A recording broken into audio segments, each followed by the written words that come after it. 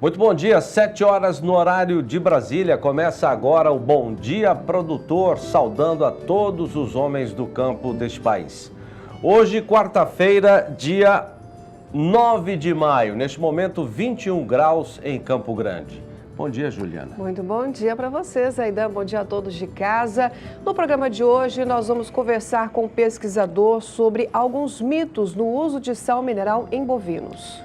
E você vai ver também um curso sobre uma ferramenta geotecnológica cada vez mais utilizada para aumento da produtividade nas lavouras, os drones. Embargo da União Europeia sobre a carne de frango brasileira afeta a demanda por ração.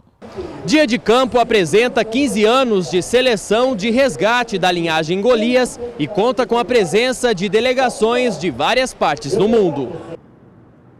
E no quadro Gestor e Você, vamos saber quais as linhas de crédito disponíveis para a compra de matrizes. E o governo estuda reduzir a taxa de juros para financiar a safra agrícola e pecuária 2018-2019. Tudo isso e muito mais agora no Bom Dia Produtor.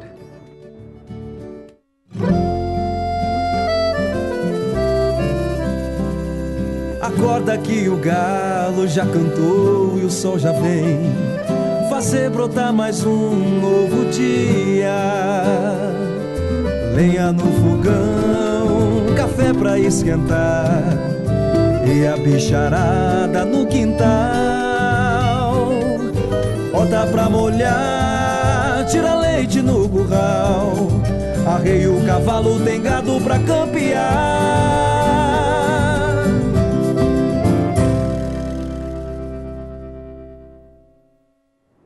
7 horas mais 2 minutos no horário de Brasília. Vamos saber como é que está a agenda para esta quarta-feira na capital federal. Bom dia, Raíza. Quarta-feira em Brasília, a CNA lança um estudo inédito sobre a criminalidade no campo. O evento conta com o presidente da entidade, João Martins, e com representantes dos setores do agronegócio. No Congresso Nacional, o assunto em debate foi a Lei do Alimento Mais Saudável. O relatório final do projeto foi apresentado na Câmara dos Deputados. Eu acredito que esse projeto, essa proposta nossa, é uma das melhores opções que hoje nós temos aí na questão da modernidade do setor, principalmente na questão dos defensivos, nós colocamos até fitossanitário, né? Porque, veja bem, quando nós ficamos doentes, nós tomamos um remédio. E os animais, quando ficam doentes, toma produto veterinário. Agora, quando planta fica doente, não pode ser agrotóxico. Eu acho que tem que ser defensivos agrícolas, ou seja, defensivo fitossanitário, que usado mundialmente essa denominação. Por isso que nós colocamos.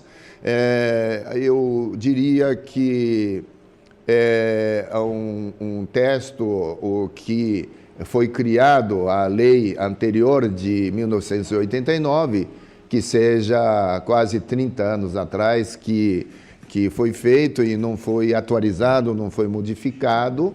Então, nós queremos modernizar. Enquanto desses 30 anos, todos nós sabemos que a nossa agricultura brasileira evoluiu muito com a inovação tecnológica e esse setor do defensivos agrícola não conseguiu acompanhar essa evolução da agricultura. Raiza Silva, para o SBA. E o Ministério da Agricultura já se reúne com autoridades econômicas do país para negociar o financiamento da safra agrícola e pecuária temporada 2018-2019. Odacil Canepa. O presidente do Banco Central e o ministro da Agricultura, Blairo Maggi, discutiram detalhes do novo Plano Safra, que vai custear o agronegócio do país até o fim de 2018. A taxa de juros e o volume total de recursos são os itens que mais preocupam o setor rural. Até agora, o governo ainda não definiu o valor fechado do Plano Safra 2018. Mas, segundo o Ministério da Agricultura, deve passar de 160 bilhões de reais. A questão dos juros também ainda não está definida.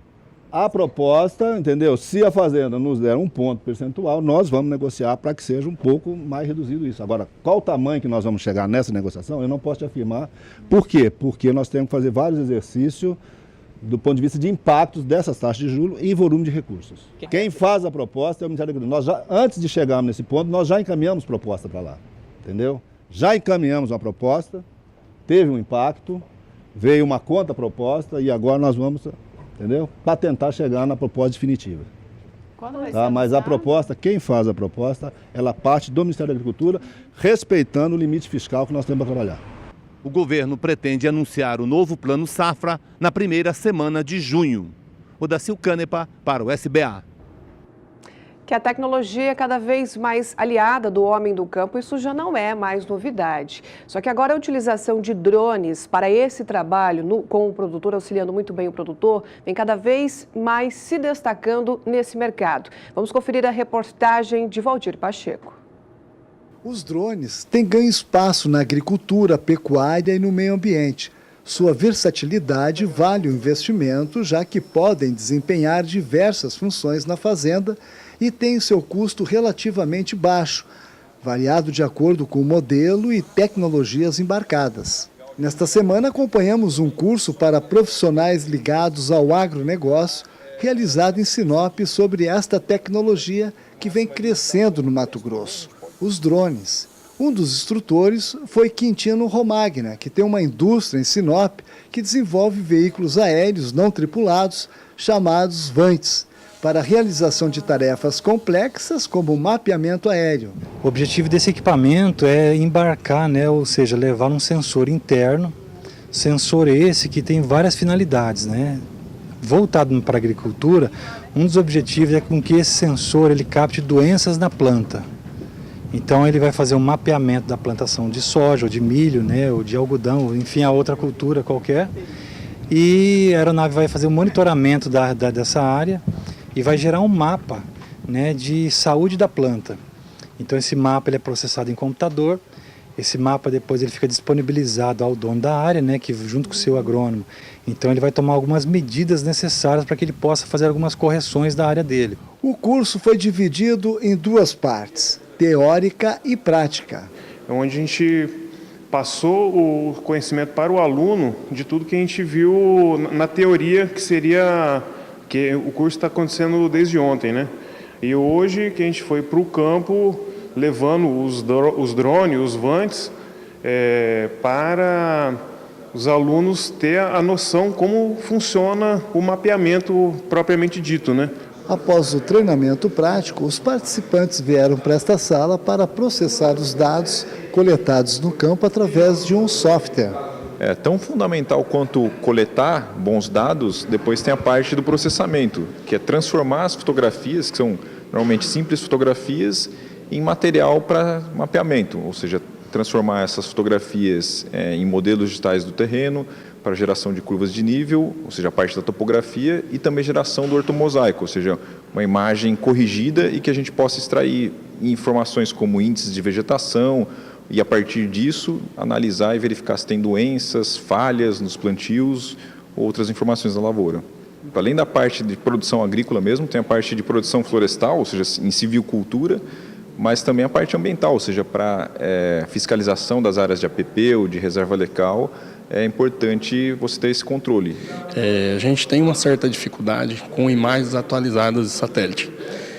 Através do curso, a gente vai ter imagens de ortomosaicos ou imagem, como a gente chama, imagem mosaico, para facilitar o serviço, a aplicação da área, às vezes o reconhecimento de novas clareiras que ocorreu dentro da propriedade da pessoa, às vezes está ocorrendo alguma dificuldade dentro da área, então o curso vem para auxiliar a gente. Sim, através do drone e asa fixa a gente pode fazer todo o monitoramento, fazendo as fotos e fazendo a avaliação, é possível detectar se o solo está exposto ou não, então em uma APP, quando tiver o solo exposto, vai apresentar uma coloração mais vermelha, como também quando a floresta está sadia vai ficar um verde mais escuro, então tudo isso vai ser possível fazer a análise.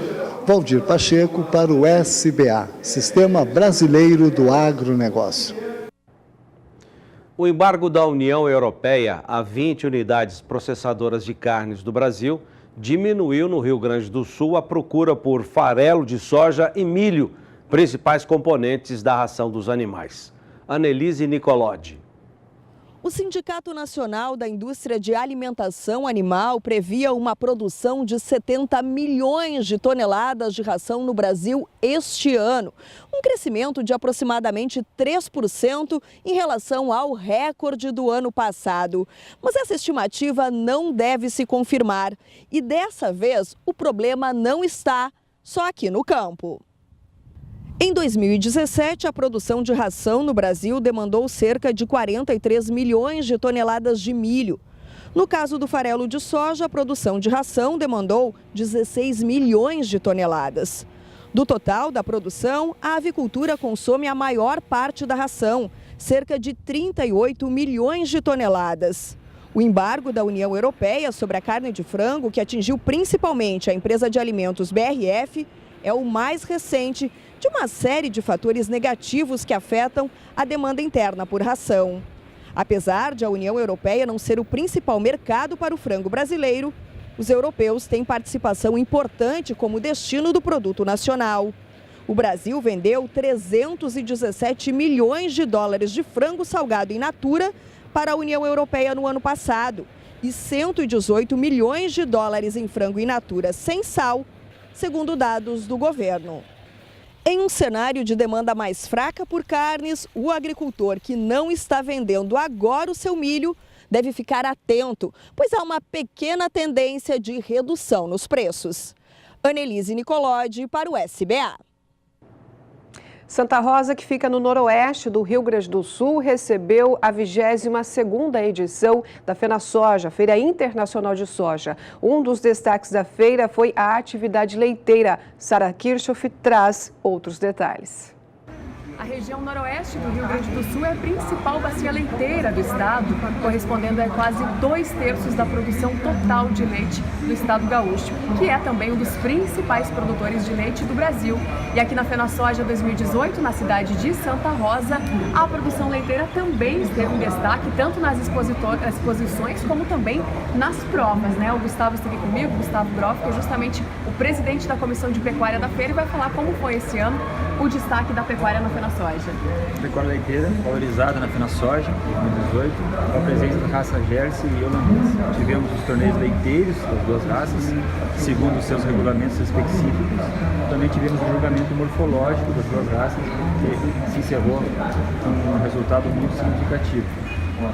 Tivemos uma valorização por parte da FenaSoja, com uma premiação total de R$50 mil, as duas raças leiteiras, nas duas modalidades diferenciadas. Quanto que foi o volume máximo aí da grande campeã? A vaca que mais produziu foi uma vaca da raça holandesa, uma vaca adulta, que produziu 65 quilos de leite e 600 gramas. Gustavo, e o preço do leite no Brasil, isso também acaba acontecendo a nível mundial, ele vem caindo bastante nos últimos anos e agora, felizmente, esse ano, nos últimos meses, ele vem se valorizando e isso também traz um certo ânimo para os produtores de novo. Isso vocês sentiram aqui durante a feira? Sim, o ânimo dos produtores fez sentido, sim, mas pela queda constante dos últimos 20 meses, ou pelo preço baixo durante os últimos 20 meses, e agora com a sinalização dos canceretes aqui do Rio Grande do Sul, o preço médio de 1,05, indicando um movimento de recuperação, e agora o preço de conservação de preço agora para o mês de maio, leite bravo de abril. Isso é muito importante, e foi sentido isso nos produtores presentes aqui no parque. Tá certo, obrigada pela sua participação aqui conosco. De Santa Rosa, Rio Grande do Sul, FenaSoja 2018, Sara Kirchhoff para o SBA. 7h14 no horário de Brasília. Vamos saber como se comportou ontem o mercado do boi gordo. Olá a todos, mais um dia de queda nas cotações no mercado do boi gordo.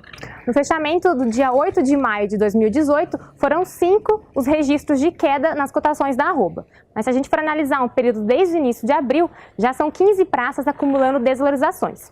Se a gente também for considerar o estado do Pará, na região de Paragominas, as quedas acumulam 0,8% e na região de Redenção, 1,6%. Mas esse comportamento não é exclusivo dessa região.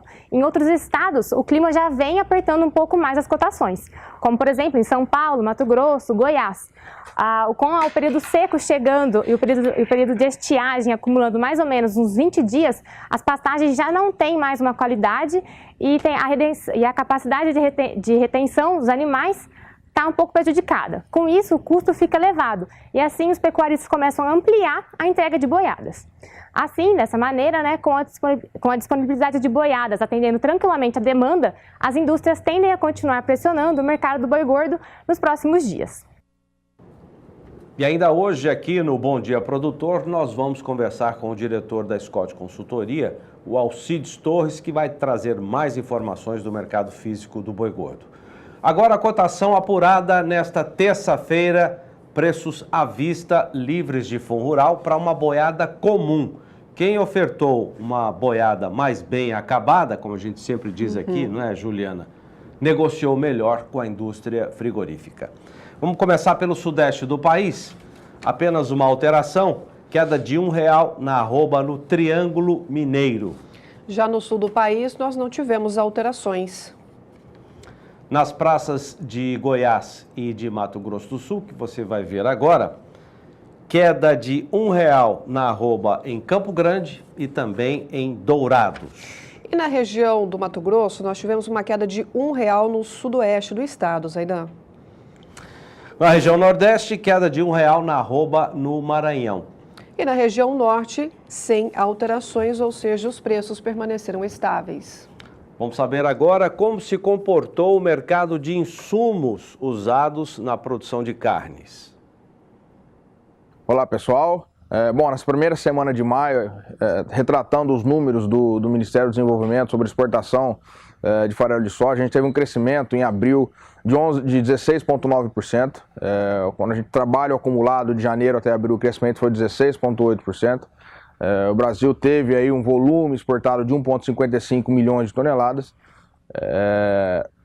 E tem se beneficiado o país da produção menor na Argentina, da safra norte-americana que ainda está em desenvolvimento e principalmente dessa briga comercial entre Estados Unidos e China, que nos faz aí acessar com um pouco mais de facilidade o mercado chinês e puxa nossas exportações.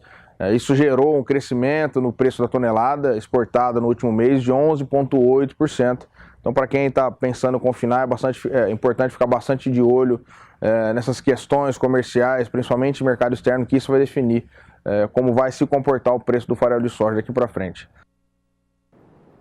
E veja agora a previsão do tempo, com destaque para a região centro-oeste do país. As informações com Juliana Rezende.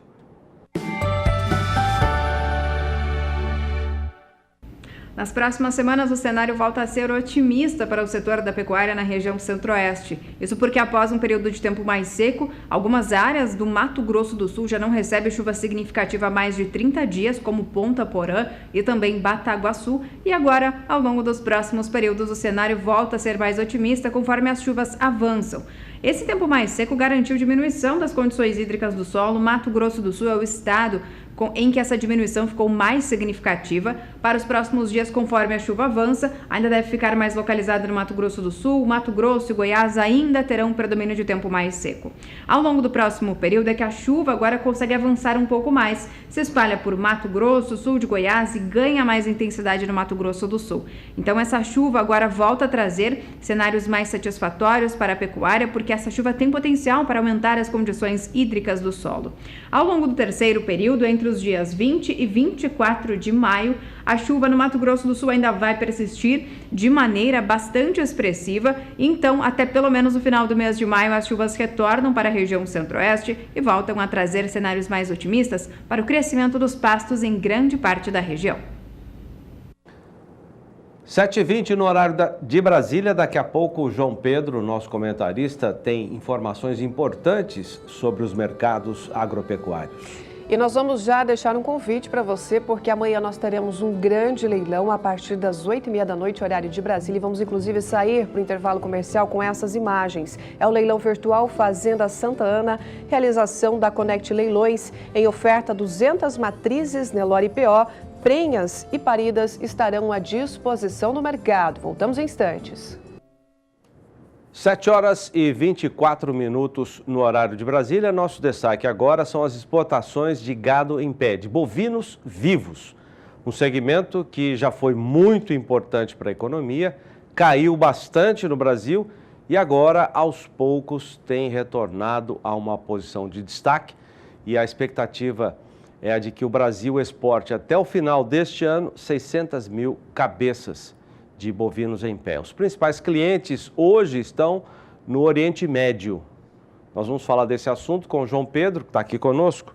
João, você já abordou muitas vezes esse assunto aqui, porque ele está chamando a atenção.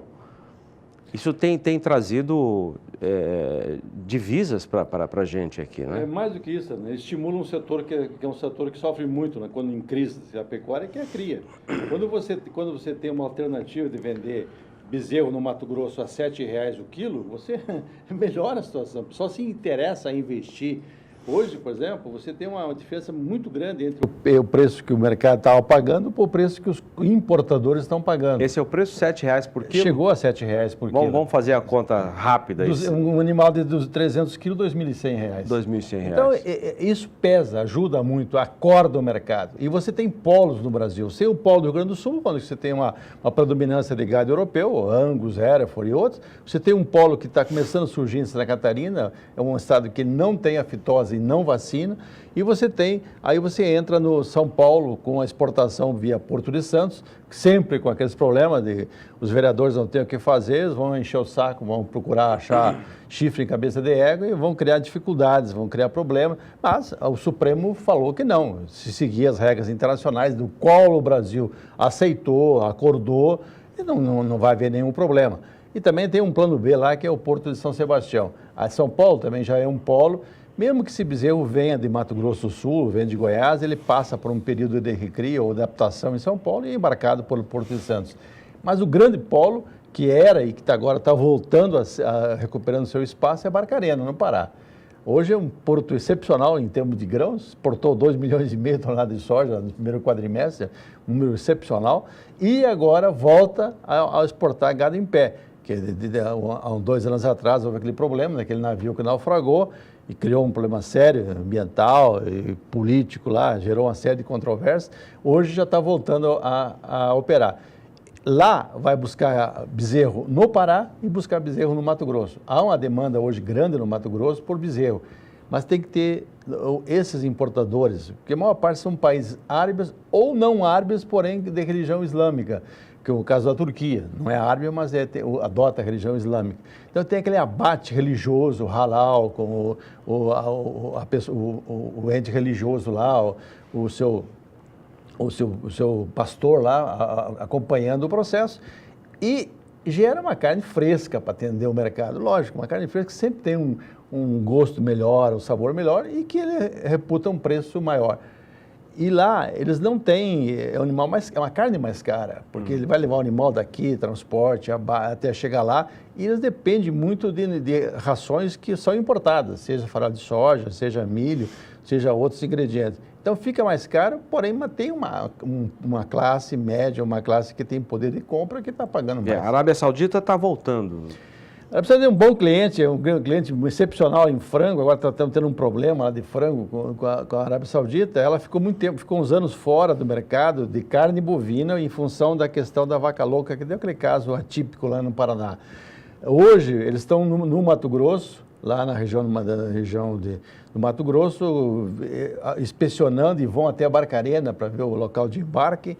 E também está muito preocupado com os controles que o INDEA, o órgão estadual do Mato Grosso, na área de defesa sanitária animal, está fazendo em relação a aquela doença, encefalopatia. Mas eu acho que não vai ter nenhum problema, no Mato Grosso não tem nenhum caso, você não usa nada de resíduo animal para alimentação de bovinos, é pasto, é milho, é soja, DDG, lá no caso destilado da indústria de etanol. Eu acho que lá não vai ter nenhum problema. O Mato Grosso tem um quadro sanitário muito bom, um controle bom, então acho que não vai ter nenhum problema e passa a ser.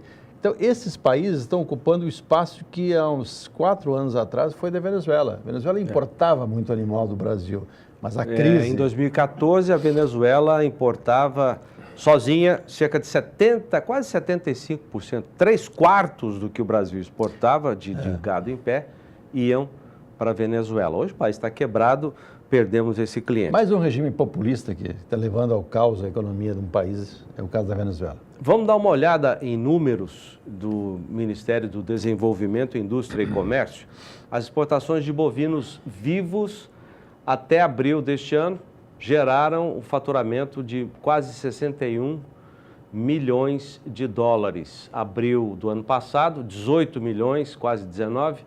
Você vê aí um aumento de 224%.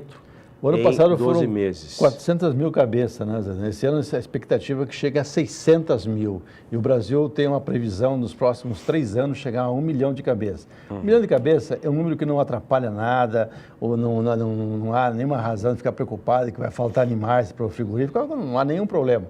E a hora que você tem isso aí, você vai incentivar uma tecnologia melhor, o IETF e outras alternativas, porque normalmente eles vão querer pelo menos uma parte de um sangue europeu nesse gado. Então, vai acontecer isso. É bom para o setor. João, vamos falar das condições. É um bom negócio, você está dizendo, o preço chegou a R$ 7,00 o quilo vivo de um gado magro, né? Um gado pesando 300 quilos.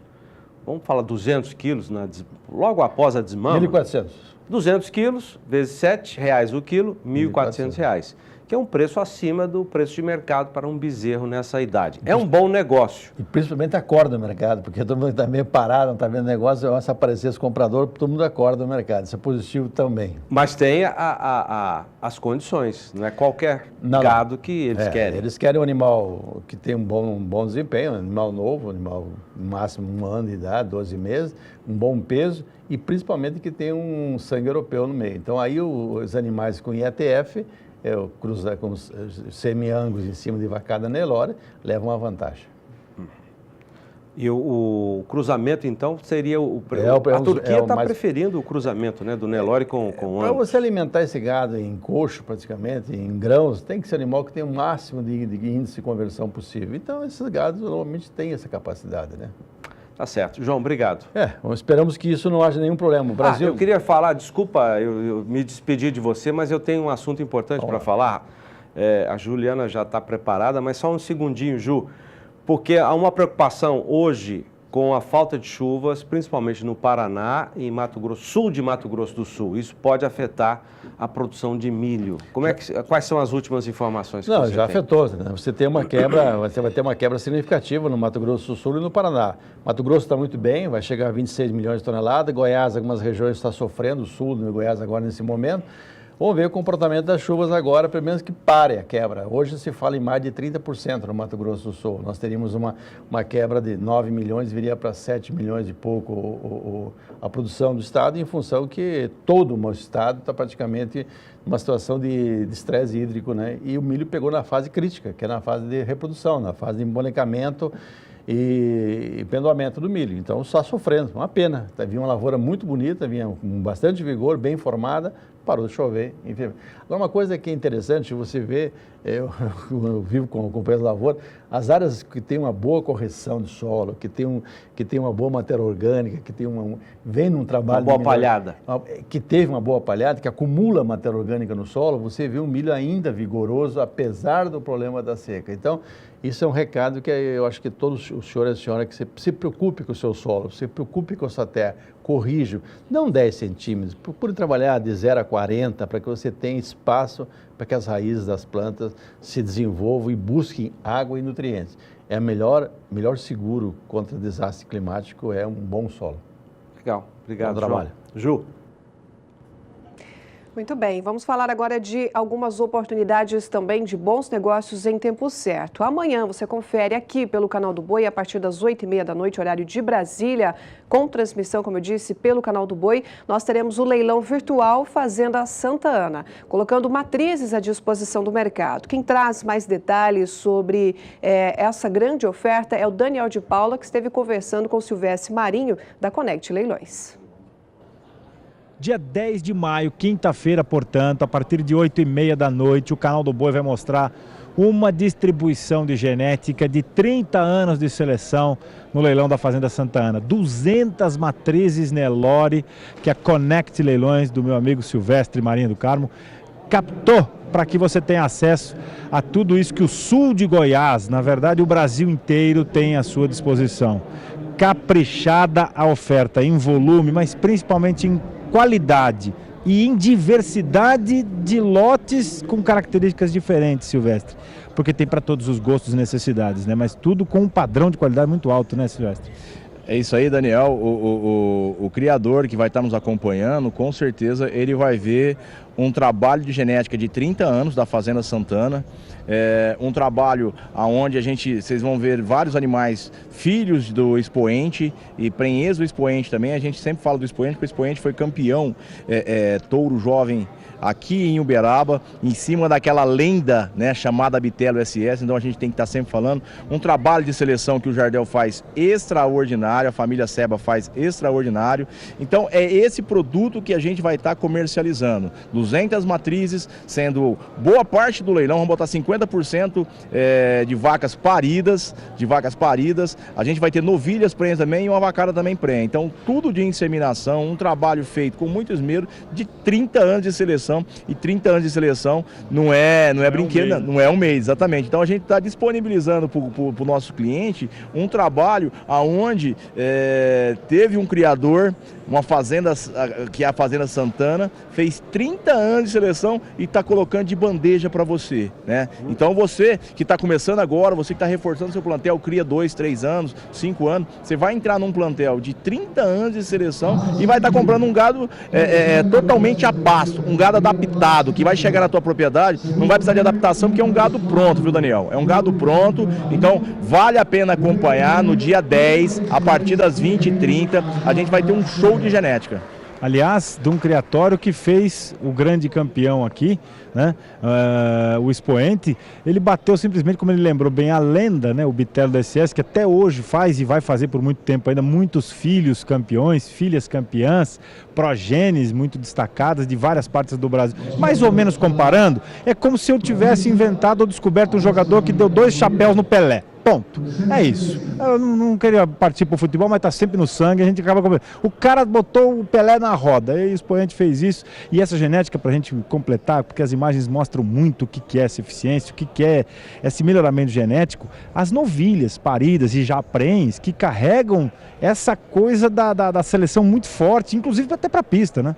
Exatamente, exatamente. Então, a gente está falando de um trabalho, né? A gente tem que estar sempre reforçando isso, um trabalho de 30 anos de seleção, um trabalho feito em cima de muito critério, aonde a Marília toca isso muito bem, junto com o Russell e também com o Diego Graça, que está fazendo a assessoria do leilão. Então você vai ver uma apartação muito interessante, uma apartação muito boa, de uns lotes bem homogêneos. A gente vai ter 3 lotes individuais, que é animais que estavam na baia, mas 3 animais diferenciados. A gente está vendo as imagens aí, tem uma vaca parida, uma novilha parida e prenha, que é um show. Depois tem uma outra bezerrona também, que é um espetáculo. Entra uma outra bezerra, aí a gente passa para o gado de produção. E esse gado de produção é um gado que a gente vem falando, 30 anos de seleção. Dentro da realidade, né, Silvestre? Dentro da realidade, exatamente. Você falou uma palavra certa, dentro da realidade. A gente vai ver um trabalho de seleção aí muito, muito grande, 200 fêmeas, um show. Então você que está nos acompanhando, faço o convite para você no dia 10, na próxima quinta-feira, a partir das 20h30, com transmissão do canal do Boi. Quantas parcelas? 30 parcelas, Daniel. Ué, quando tiver acabando de pagar, os bezerros que estão indo, por exemplo, das vacas paridas, já estão produzindo, já está pagando essa conta. É um negócio, né? É um investimento que o criador, é um financiamento que o criador, que o vendedor passa para o cliente, para o comprador, que não existe. Se você vai no banco e fala, eu quero comprar um produto em 30 parcelas sem juros, sem correção monetária, você não vai achar. Aqui no leilão você vai achar uma facilidade enorme, são 30 parcelas, a gente vai ter frete facilitado e fora isso, a gente vai estar vendendo genética de ponta. Isso a gente pode falar, genética de ponta, genética de 30 anos de seleção. Então, você que quer dar uma olhada completa, é só entrar no site da Connect Leilões, www.connectleilões.com.br. Lá você vai ver os vídeos e você vai ver o catálogo também. Esse é o nosso convite, Daniel. Connect com 2 N's, tá? Porque é uma coisa internacional, tanto quanto a qualidade desses animais que a Fazenda Santana vende dia 10 de maio. Quinta-feira, portanto, tá chegando a hora, hein? Tá chegando a hora. O Silvestre vai chegar em Campo Grande na quinta-feira para participar da programação nossa e vai dar esse recado pessoalmente no estúdio, mas é bom você já ir estudando tudo isso, porque qualidade a gente não pode perder a oportunidade. E essa é a grande realidade deste leilão que nós estamos anunciando, partindo de Uberaba para qualquer parte do Brasil, e Catalão vai ser a capital vai ser a manchete desse leilão, onde fica a propriedade do nosso Jardel. Obrigado, Silvestre. Atenção, dia 10 de maio, leilão imperdível para você, 8h30 da noite, Canal do Boi. Produtores profissionais ligados a empresas do agronegócio brasileiro, mestres, churrasqueiros, amantes também da boa carne, investidores deste setor no Brasil e também no mundo todo, participaram desta 8ª edição do Nelore do Golias. Foi um dia de campo acompanhado de um bom leilão que aconteceu neste último sábado, dia 5. A reportagem é de Gustavo D'Angelo. Numa manhã bastante agradável, os anfitriões Fábio Almeida, Lilica e Flávio Teles de Menezes recepcionaram os convidados na Fazenda Água Branca, entre Araçatuba e Birigui, no interior de São Paulo, para a 8ª edição do Dia de Campo Nelore do Golias.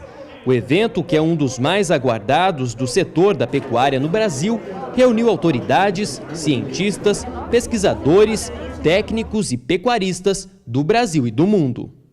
Para a gente é muito importante, porque é um dia de apresentação disso tudo, desse trabalho que vem sendo feito no decorrer do ano.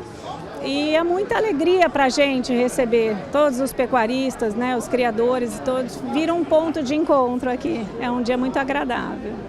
Os convidados foram recebidos por esta mesa repleta de coisas boas. São produtos feitos com leite de vacas Nelore que integram o projeto. E para produzir tudo isso aqui, foram necessários mais de 1.000 litros de leite. A gente já vem a longo prazo aí preparando. Nós preparamos nozinho de mussarela, preparamos mussarela para pôr na salada também. O requeijão, o famoso requeijão do Nelore do Golias. Doce de leite também, fizemos também para instituição também, né, para doação. E então todos os produtos voltados ao leite é feito com o leite Nelore do Golias, para servir e receber os convidados à altura que eles merecem. Após a degustação dos produtos, o público acompanhou a apresentação do gado e dos resultados do trabalho de seleção. Em seguida, os mestres churrasqueiros prepararam 11 cortes da carne do trabalho. O pessoal conferiu tanto no pasto os animais quanto no prato, degustando a carne. Uma experiência tremenda, o público realmente adorou. Vários pratos, vários tipos de preparo, desde contrafilé, o bife ancho, fraldinha, costela, praticamente todos os cortes nobres. E esse ano a gente se atreveu até a colocar cortes não tradicionais, não nobres, como o raquete da paleta, que são cortes de dianteiro, mas que mostram que um animal bom tem todos os cortes muito bons. Então os cortes de dianteiro podem ser muito bem trabalhados, sendo macios, saborosos e suculentos. O remate da marca foi o auge do evento, que contou com a participação de investidores de várias partes do mundo, entre elas delegações da Índia, dos Emirados Árabes e países da África. É um sonho realizado, né? Isso daí é o resultado de 15 anos de trabalho árduo, focados no resgate dessa linhagem Golias. E hoje a gente conseguiu, isso daqui é um resultado, uma consequência de tudo isso que a gente fez até hoje. Conseguimos trazer hoje aqui 6 delegações internacionais e fizemos a primeira venda de um animal na história brasileira para a Índia. Ao final do excelente leilão, os convidados puderam apreciar o show de Léo Chaves e Sérgio Reis. Gustavo D'Angelo para o SBA.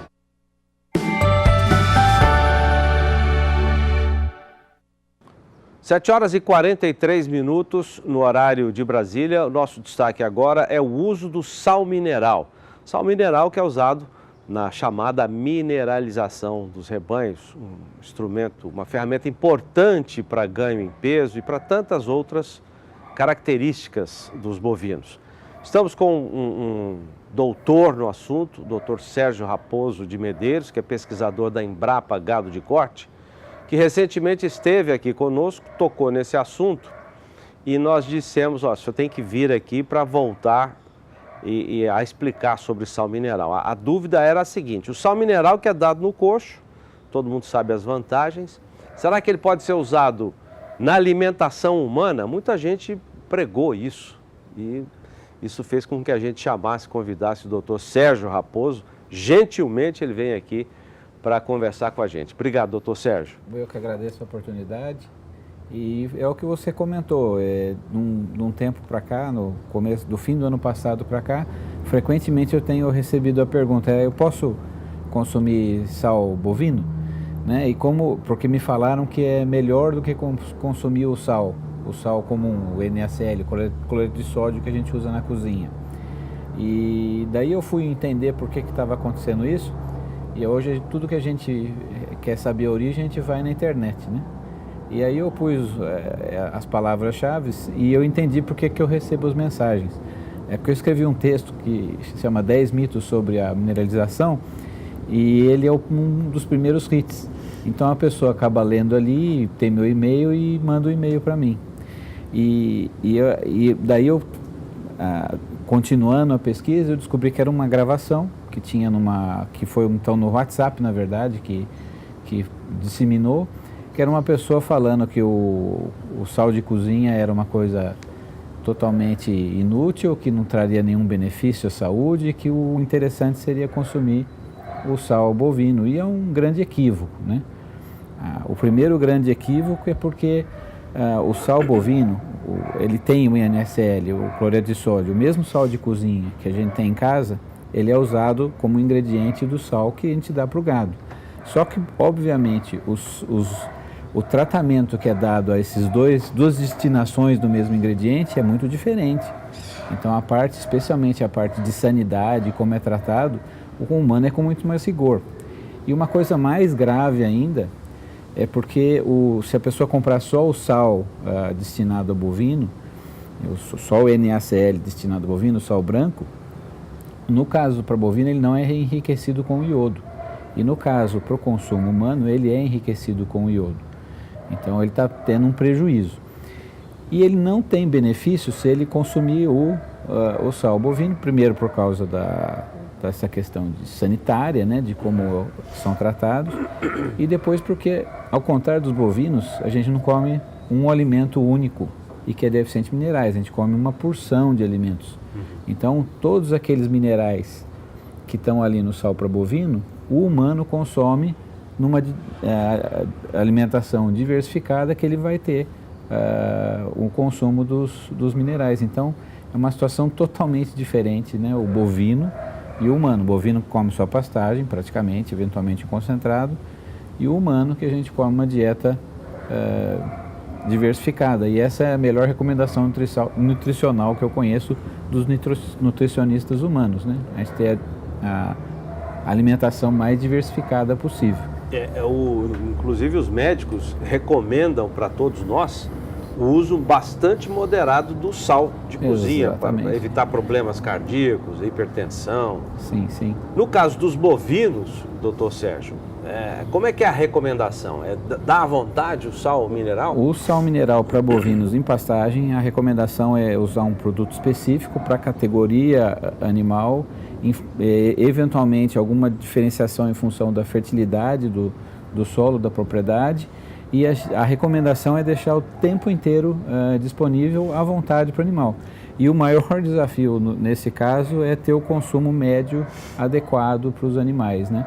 Então, uma recomendação que a gente gosta de fazer, acho importante fazer para o pecuarista, e eu acho que a gente acaba ficando, muitas vezes, não dando o devido valor para suplementação mineral, é tentar ter um controle do consumo, nem que seja pelo menos o consumo médio da fazenda, ou seja, quanto que ele comprou de sal num determinado período, quanto tempo durou e quantos animais ele mineralizou. Com essa informação ele já consegue um consumo médio que se for abaixo do recomendado, ele já tem uma indicação que ele precisa aumentar a oferta, eventualmente rever a questão dos custos da propriedade, ver se estão adequados, se tem a quantidade adequada para os animais. Então esse é um desafio e uma coisa que acontece, e eu já tive a oportunidade de trabalhar numa fábrica que vendia produtos, né, de suplementação, a recomendação sempre é de consumo excessivo. Raramente a gente recebe uma queixa de consumo, de subconsumo. E eu tenho certeza que o prejuízo maior é quando tem o subconsumo e não o superconsumo, apesar que o objetivo é a gente tentar ficar no consumo-alvo, né? Agora, e o contrário? Pegar o sal de cozinha e colocar no coxo? Bem, numa eventual falta do sal bovino? O sal, eles são, a parte principal do sal humano que a gente compra, ele é igualzinho o sal para o bovino, exceto que não tem aquela adição de iodo, que no caso dos humanos ele é colocado porque a gente que está longe da praia, a gente acaba comendo menos frutos do mar que são ricos em iodo e foi uma maneira de reduzir a deficiência de iodo na população.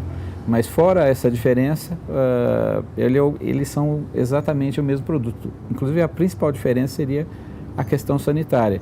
E normalmente no sal bovino a gente tem a adição do iodo.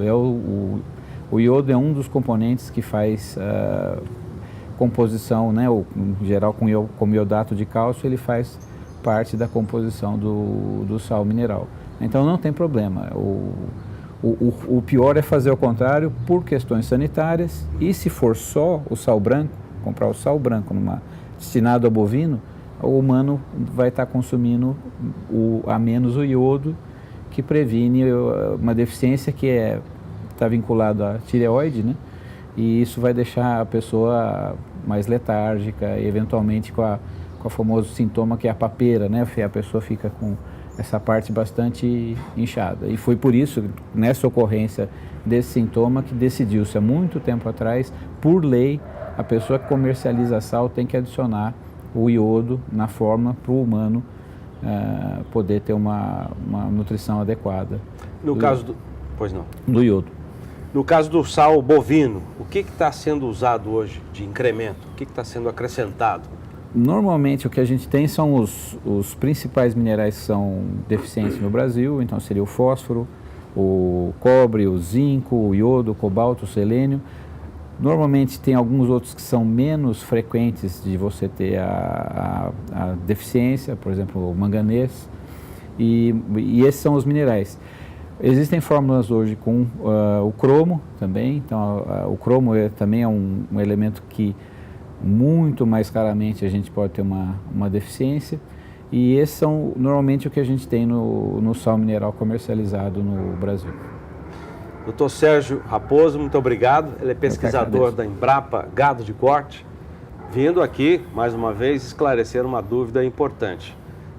Para você que chegou agora, essa dúvida apareceu porque circulou um vídeo por WhatsApp, muita gente falando de o ser humano consumir o sal bovino. Está dizendo que não. Tá? Esclareceu bem isso aqui com a gente. Muito obrigado, Dr. Sérgio. Eu que agradeço. Intervalo comercial. Daqui a pouquinho tem o quadro O Gestor e Você. Até já. 7h54, horário de Brasília. Muito bom dia para você que está chegando agora aqui na nossa programação. Estamos ao vivo, transmitindo via satélite também pela internet, o Bom Dia Produtor desta quarta-feira. E agora a gente começa o nosso giro pelo país e vamos até Sinop, no estado de Mato Grosso, conversar com o nosso repórter Valdir Pacheco, que traz agora alguns detalhes do que é destaque, especialmente hoje, naquela região. Não é isso mesmo, Valdir? Muito bom dia para você. Bem-vindo. Bom dia, Juliana. Bom dia, Zaidan. Bom dia a você que está ligado aqui no SBA. Vem aí uma unidade de prevenção de câncer no norte de Mato Grosso. E essa unidade está envolvendo o agronegócio. Eu recebo agora aqui nos estúdios a doutora Ana Letícia Yanai, que preside essa comissão pró-construção dessa unidade. Bom dia, doutora. Muito obrigado pela sua participação. É um prazer em recebê-la aqui. Qual é a importância dessa unidade para Mato Grosso, doutora? Bom dia, obrigada, Pacheco, pela oportunidade. É muito importante trazer uma unidade de prevenção, porque nós sabemos que hoje, depois das doenças cardiovasculares, o câncer é a doença que mais mata em toda a população. E existe ainda muito estigma sobre essa doença, e as pessoas costumam demorar para chegar até o atendimento médico. Quando você faz diagnóstico precoce e detecta rapidamente essa doença, nós podemos curá-la. Então, é muito importante fazer prevenção para que os índices de cura do câncer aumentem na nossa população. E essa unidade vai contar, além de uma unidade fixa, a unidades móveis também para o atendimento domiciliar. Isso. Nós temos uma região muito grande, né? A intenção é atender esses 900 mil habitantes que nós temos na nossa região. São mulheres de 25 a 69 anos. Então, nós temos um raio de 42 municípios com 188 mil mulheres na região. Então, nós precisamos de unidades móveis. Unidades móveis são caminhões que possuem aparelhos de mamografia, sala para coleta de exame de câncer de colo de útero, e esses caminhões eles vão até a porta das pessoas oferecer o exame para ser realizado. Então, essas unidades fixas e as unidades móveis conseguem, então, percorrer grandes distâncias e rastrear o maior número de pessoas possível. E esse projeto está envolvendo o agronegócio, né? O Sindicato Rural de Sorriso, Sinop, estão abraçando essa causa. Sim, porque essa é uma iniciativa que necessita da ajuda do agronegócio, da sociedade privada para ser construída. Nós estamos angariando os fundos para a construção dessa unidade. E é o agronegócio que nos auxilia sempre nesses programas para ajudar a população. Recentemente foi lançado aqui no Norte Agro Show, no lançamento, foi feita a apresentação e foi muito bem aceito pela comunidade, né? Sim, todos os locais onde nós temos falado a respeito do projeto, nós temos tido uma excelente receptividade. As pessoas entendem a importância de se fazer prevenção e de poder ajudar essas pessoas que não teriam condições de chegar muitas vezes aos hospitais particulares, ou nós sabemos das dificuldades do nosso Sistema Único de Saúde de conseguir oferecer exames de rastreamento para toda a população.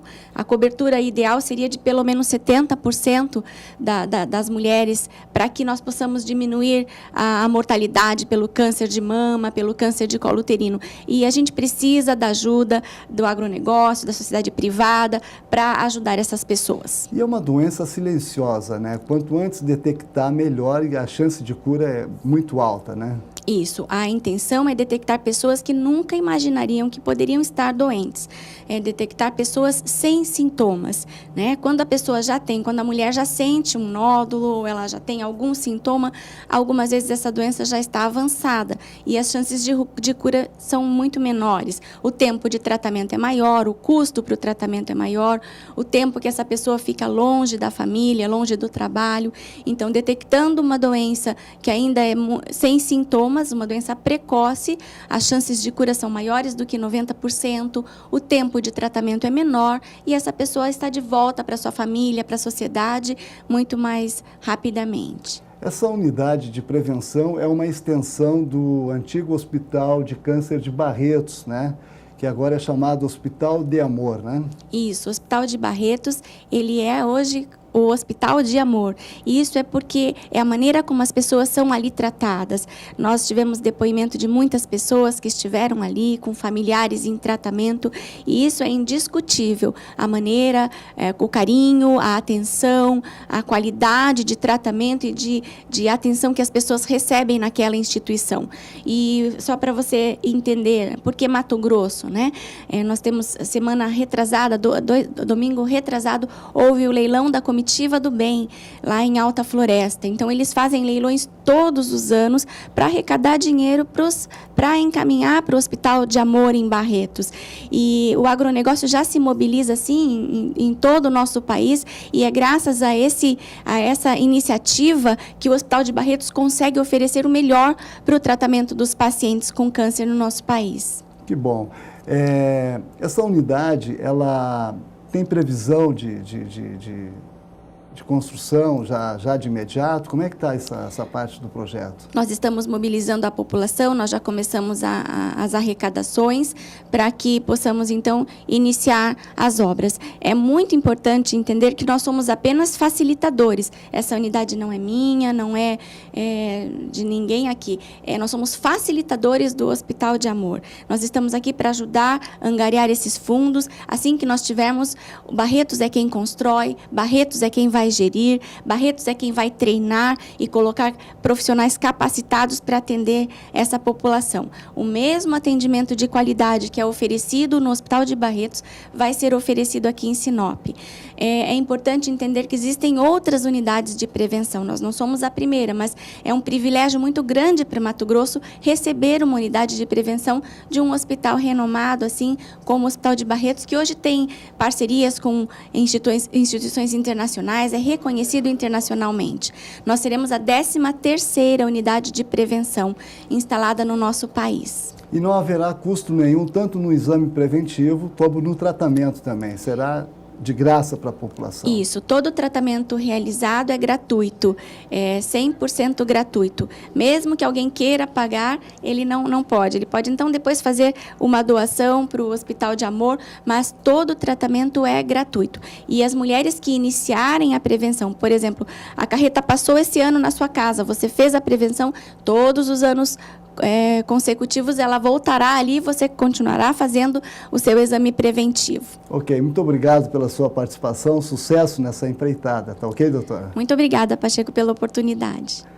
Acabei de conversar com a doutora Ana Letícia Yanai, que está presidindo a Comissão Pró-Construção do Hospital de Prevenção de Câncer aqui no norte de Mato Grosso. Voltamos aos nossos estúdios em Campo Grande. Juliana. Obrigada, Pacheco, pelas informações. Doutora Ana, parabéns pela iniciativa, você e toda a equipe. Até uma próxima oportunidade. Pacheco retorna ainda nos próximos dias aqui no Bom Dia Produtor, sempre trazendo um destaque que está acontecendo e movimentando muito, não só o agronegócio brasileiro, mas, enfim, toda a cidade, toda aquela região. E agora vamos conversar com o Jorge Zaidan, que está lá na parte externa aqui do Centro de TV e vai trazer o quadro Gestor e Você a partir de agora, né, Zaidan? É isso aí. E a nossa dúvida hoje vem de muita gente que procura os nossos consultores do GER, que é o Gestão Empresarial Rural. É sobre como obter linhas de financiamento para aquisição de matrizes. Esse é o tema de hoje do quadro O Gestor e Você.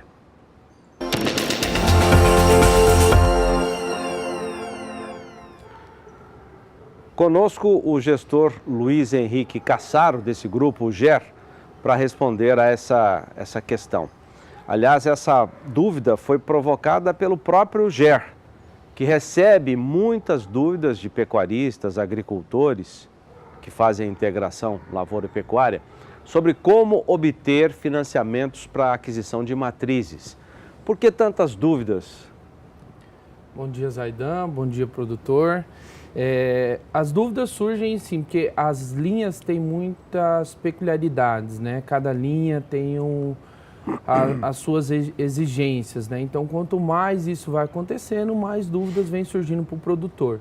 Então, assim, é questão de prazos de financiamento, o que pode ser financiado, como financiar as matrizes.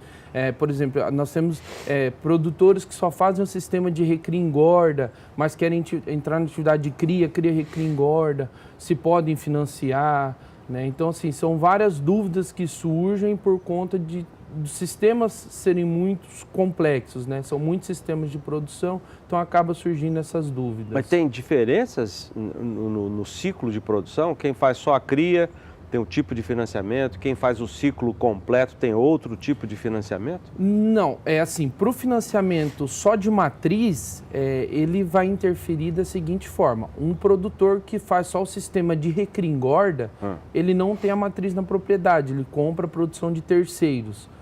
O cliente que faz a cria e a recria engorda, ele possui as matrizes na propriedade. Nós temos muitos clientes que fazem esse sistema de produção e não compra matriz, que ele usa as próprias novilhas, o próprio rebanho dele como reposição. Nós temos clientes que querem trocar de genética, querem implementar uma outra genética dentro da propriedade, que acaba adquirindo matrizes de terceiros, de outros plantéis. Então, assim, tudo depende do que o produtor vai introduzir na fazenda nesse momento. Né? Então, assim, produtores que só fazem recria e engorda também pode comprar a matriz, desde que ele implemente um outro sistema de produção, que será a cria ou a cria, recria e engorda. Aí nós temos casos de produtores que compram a matriz e aí ele quer desfazer. Então isso é um ponto que tem que se observar. Se você financia uma matriz, o prazo de financiamento hoje para uma matriz é de 6 anos, sendo 2 de carência para você pagar para a instituição financeira. Se você compra uma matriz, com 3 anos você resolve mudar seu sistema de produção, vender todas as matrizes e voltar ao sistema de recria e engorda, então isso tem que ser observado, tem que ser feita a quitação junto ao banco desse financiamento.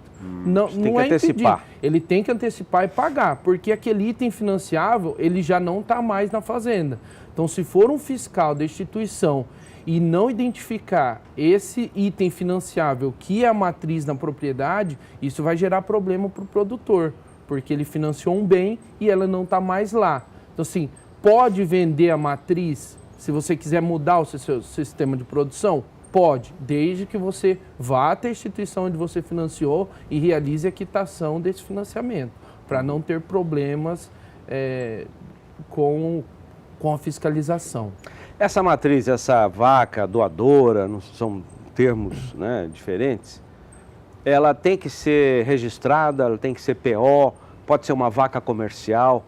Que tipo de exigência que tem? Tá. Hoje nós podemos financiar matriz comercial, matriz PO e a doadora. Só que tem alguns itens que têm que ser observados, que são a matriz comercial pode ser financiado animais de 12 a 24 meses, com um teto de R$ 1.200 por cabeça, matrizes de 24 a 36 meses, com teto de R$ 1.400 por cabeça. Então, não pode ser financiado animais mais de 36 meses. Por que que não pode? Porque quando o animal é mais de 36 meses, que é um gado comercial, você não sabe com quanto tempo de vida útil esse animal está. Se ele está... Quantos filhos ela vai ter na vida útil? Ela vai ter ainda. Se você tem 6 anos para se pagar, você compra às vezes uma matriz com mais de 36 meses, que ela está com 9, 10 anos, ela não vai ter uma vida útil para ainda gerar produção para se pagar o financiamento. Mas se for uma doadora de embriões? Isso, aí são situações diferentes. Então, assim, o produtor ele pode financiar por CPF até 2.000 cabeças de matriz comercial durante toda a vigência dos contratos. Então, ele tem um teto até 2.000 cabeças, ele pode financiar. A matriz PO e a matriz e a doadora de embrião, ele tem um teto de 50 cabeças por CPF, ele só pode financiar até 50. E assim, a matriz PO, que é registrada, ela tem um teto de R$10.000 por cabeça, então até R$10.000 é financiado. E a doadora de embrião, até R$30.000 é financiado a doadora. Então, assim, são alguns detalhes que devem ser observados. Tem uma exigência hoje para o FCO, quando você vai financiar a matriz, que é assim, você só pode financiar a matriz se você vincular junto ao projeto uma reforma de pastagem ou tiver realizado uma reforma de pastagem até o último ano safra com recurso próprio, e aí é comprovado através de um laudo técnico e notas fiscais dos produtos que foi utilizado. Quer dizer, o banco quer saber se você vai ter comida para esse gado. Se você vai ter condições. Antigamente era financiado à vontade, não tinha essa exigência. Então, o que aconteceu? Teve superlotações de fazendas, começou a parte de degradação de pastagem. Então, hoje o FCO, como a gente falou no quadro anterior, a questão das reformas de pastagem, o FCO ele prioriza o quê? A recuperação de áreas degradadas.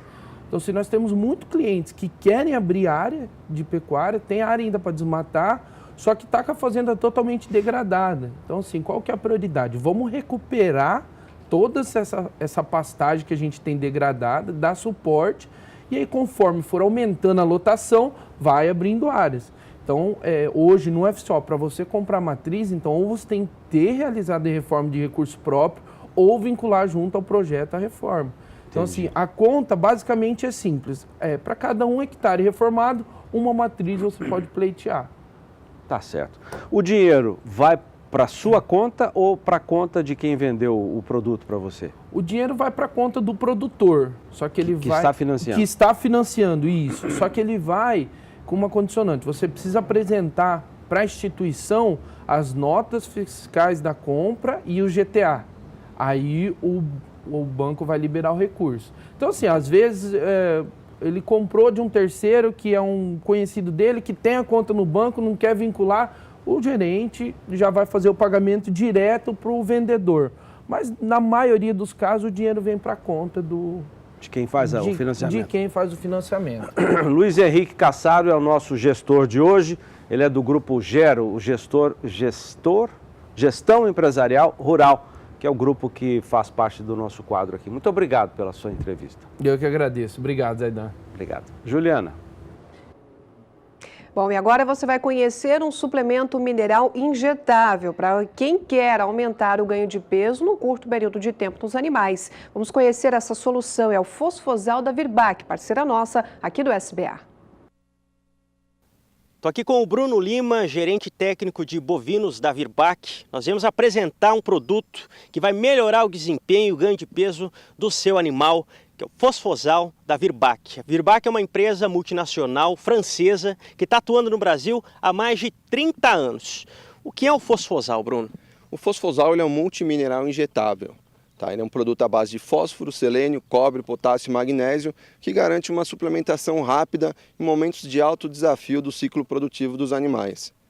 Bruno, qual que é o momento certo, quando utilizar o Fosfosal na fazenda? A gente indica essa suplementação injetável em momentos de alto desafio do ciclo produtivo dos animais. Por exemplo, um lote de desmama, a gente sabe que vai ter uma perda porque esses animais não vão estar adaptados a uma nova dieta que vai ser implementada, uma entrada de animais na fazenda, um lote de compra, uma mudança de pastagem ou até mesmo um manejo de curral, por exemplo, uma vacinação de aftosa, vai fazer uma marcação dos animais, a gente recomenda utilizar o Fosfosal. Esse é um conceito novo, né, de suplementação injetável, suplementação mineral. Isso aí é uma exclusividade da Virbac? Isso, esse é um conceito muito utilizado em muitos países do mundo, que a Virbac está sendo pioneira aqui no Brasil e com grandes benefícios para o pecuarista. Quais são eles? A gente observa com estudos já realizados um melhor ganho de peso nesse momento de desafio, nessa adaptação de dieta. A gente observa os animais mais saudáveis, os animais com melhor apetite, então ele aumenta o apetite dos animais, estimulando o ganho de peso. Então a gente vai suplementar esse animal, ele vai complementar a dieta que esse animal está tendo no coxo ou a pasto e vai estimular a melhorar o ganho de peso.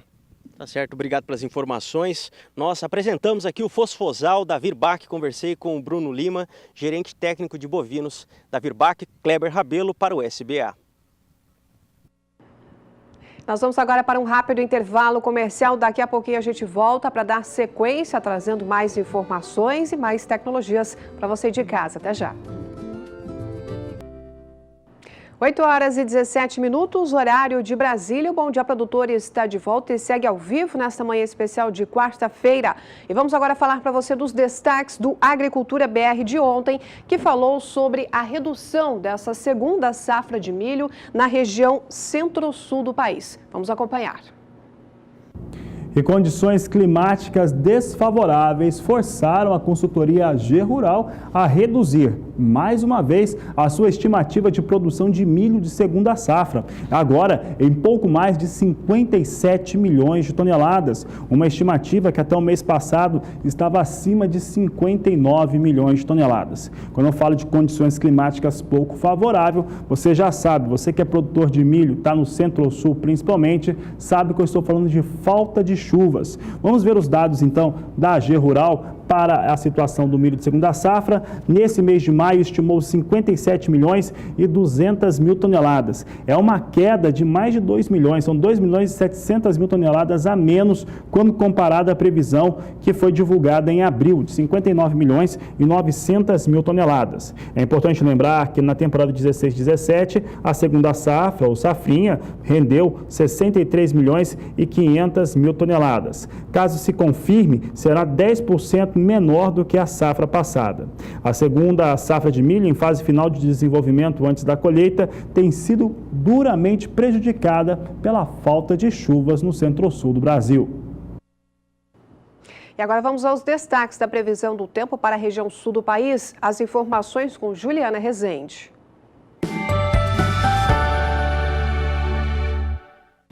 Nos próximos dias, conforme uma frente fria avança pela costa da região sul, volta a trazer instabilidades abrangentes para a região sul do país. Dessa vez, a umidade do solo segue um pouco mais baixa apenas no estado do Paraná. No decorrer dos próximos dias, então, tem previsão de chuva abrangente ao oeste gaúcho, onde a chuva ganha mais intensidade e tem potencial para aumentar as condições hídricas do solo.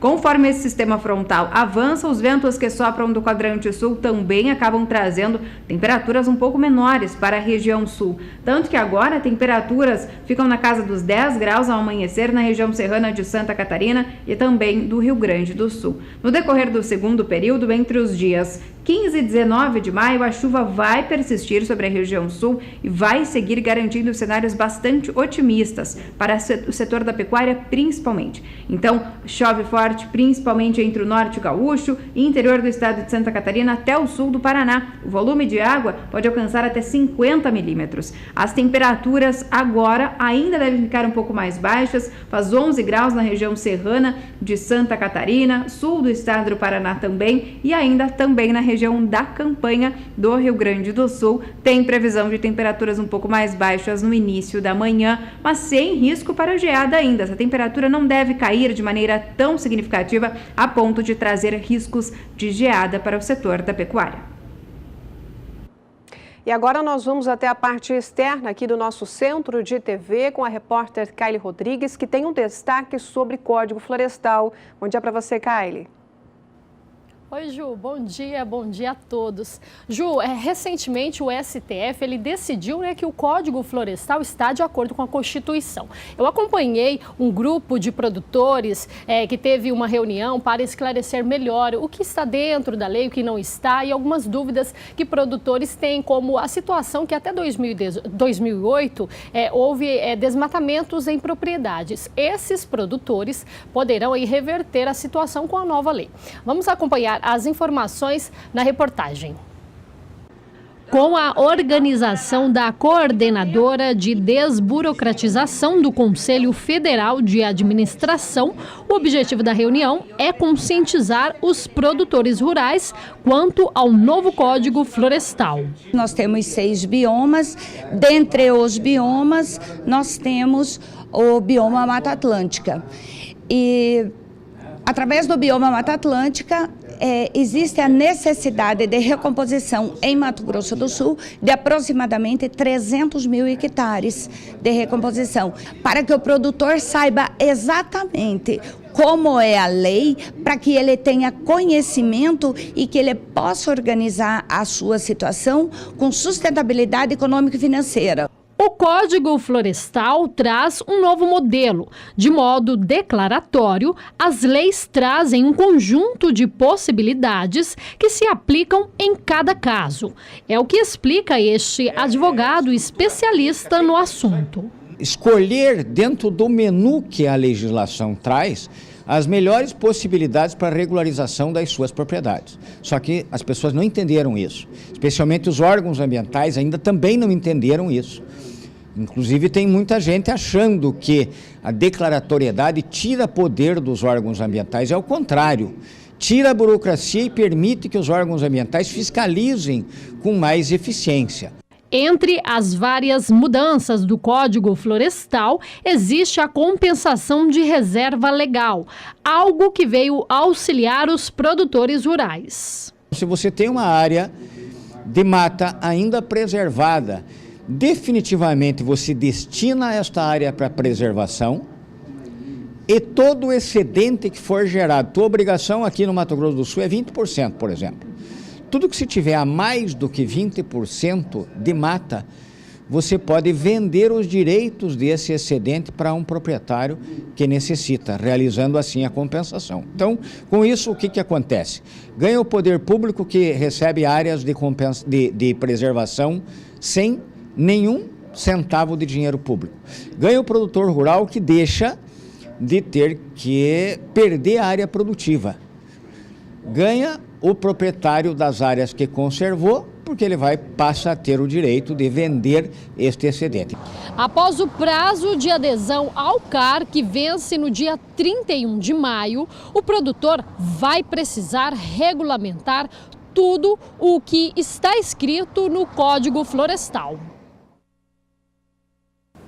Tá, então vocês viram a matéria, né, que explica um pouco aí sobre este impasse. Juliana, vamos falar da agenda de hoje? Olha, hoje está acontecendo vários eventos aqui em Campo Grande e um deles é a abertura oficial da campanha de vacinação contra a febre aftosa. O governo do estado vai fazer hoje a simulação em uma propriedade aqui perto de Campo Grande.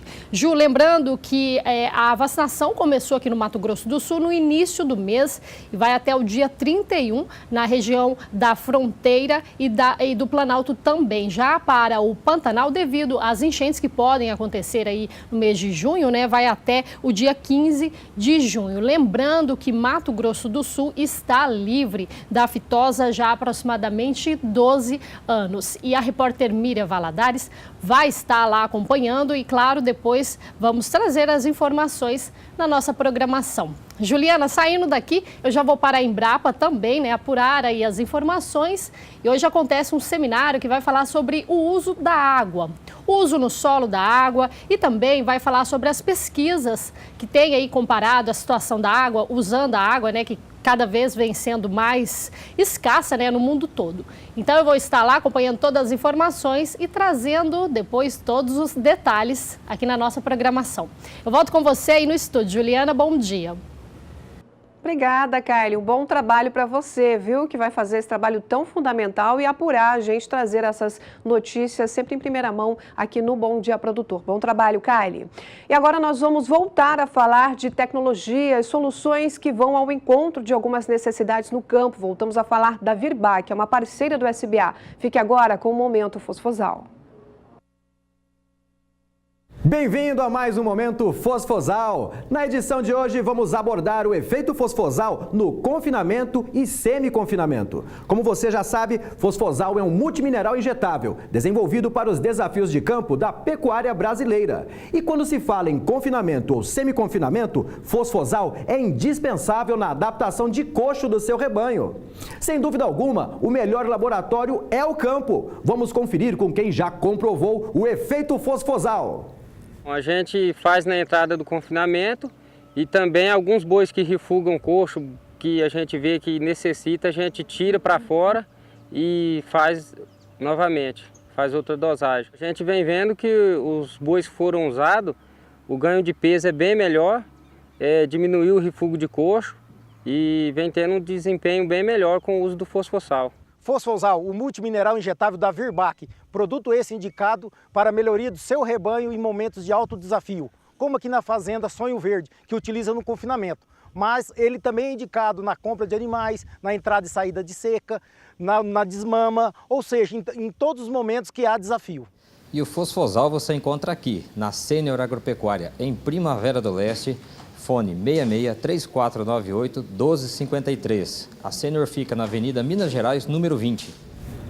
Não perca mais tempo, meu amigo, até porque tempo na pecuária é dinheiro. Ligue 0800 847 2222 e peça Fosfosal, uma injeção de peso.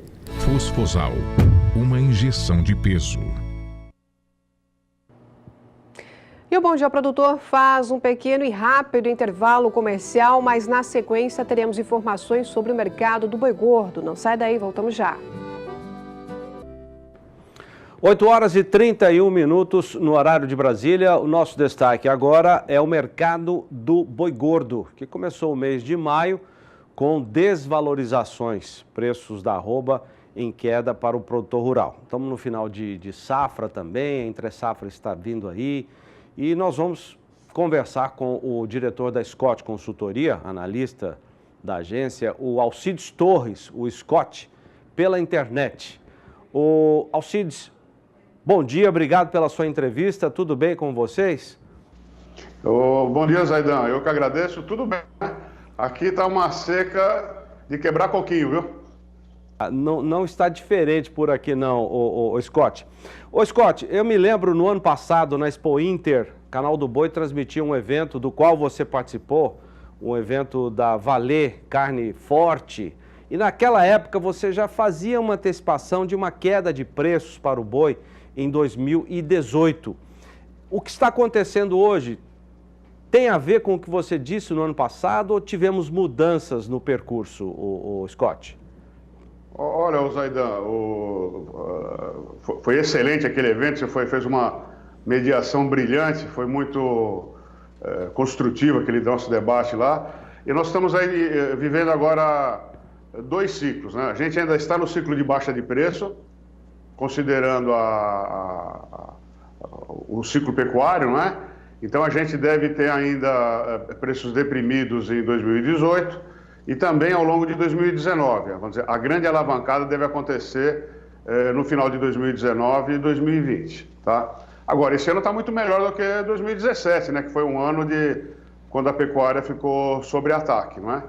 E a gente também tem o ciclo de curtíssimo prazo, que são ciclos sazonais, que você já se referiu.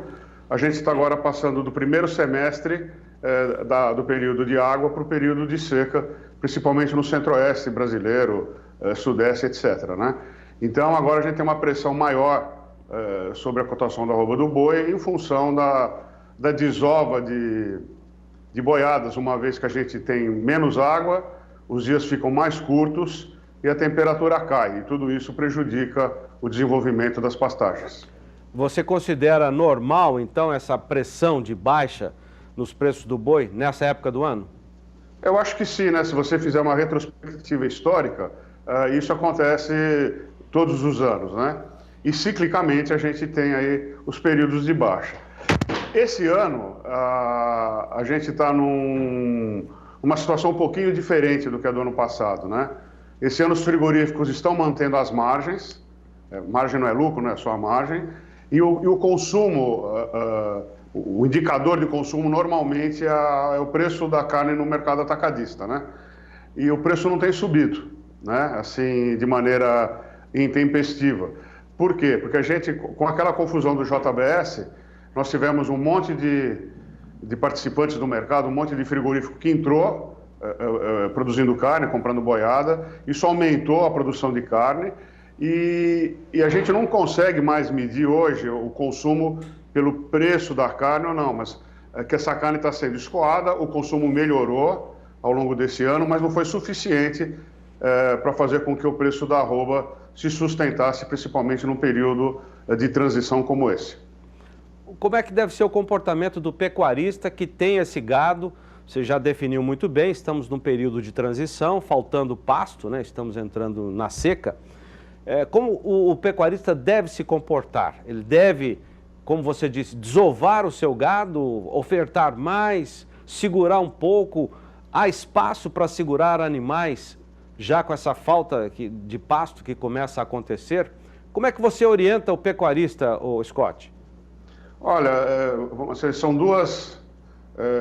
como é que é? Vou dar 2 palpites aqui, né? Porque é o empresário que resolve a melhor medida. A melhor delas, Zaidan, é evitar essa venda concentrada num período do ano, tá? Então é preferível fazer vendas parceladas, né? Ao longo dos meses ou ao longo das quinzenas, para evitar essa desova concentrada, tá? Quanto a segurar a boiada, muito bem, a expectativa para o segundo semestre é de preços melhores em relação ao primeiro semestre. Ah, bom, então eu tenho uma boiada aqui, eu vou segurar por 3 meses, né?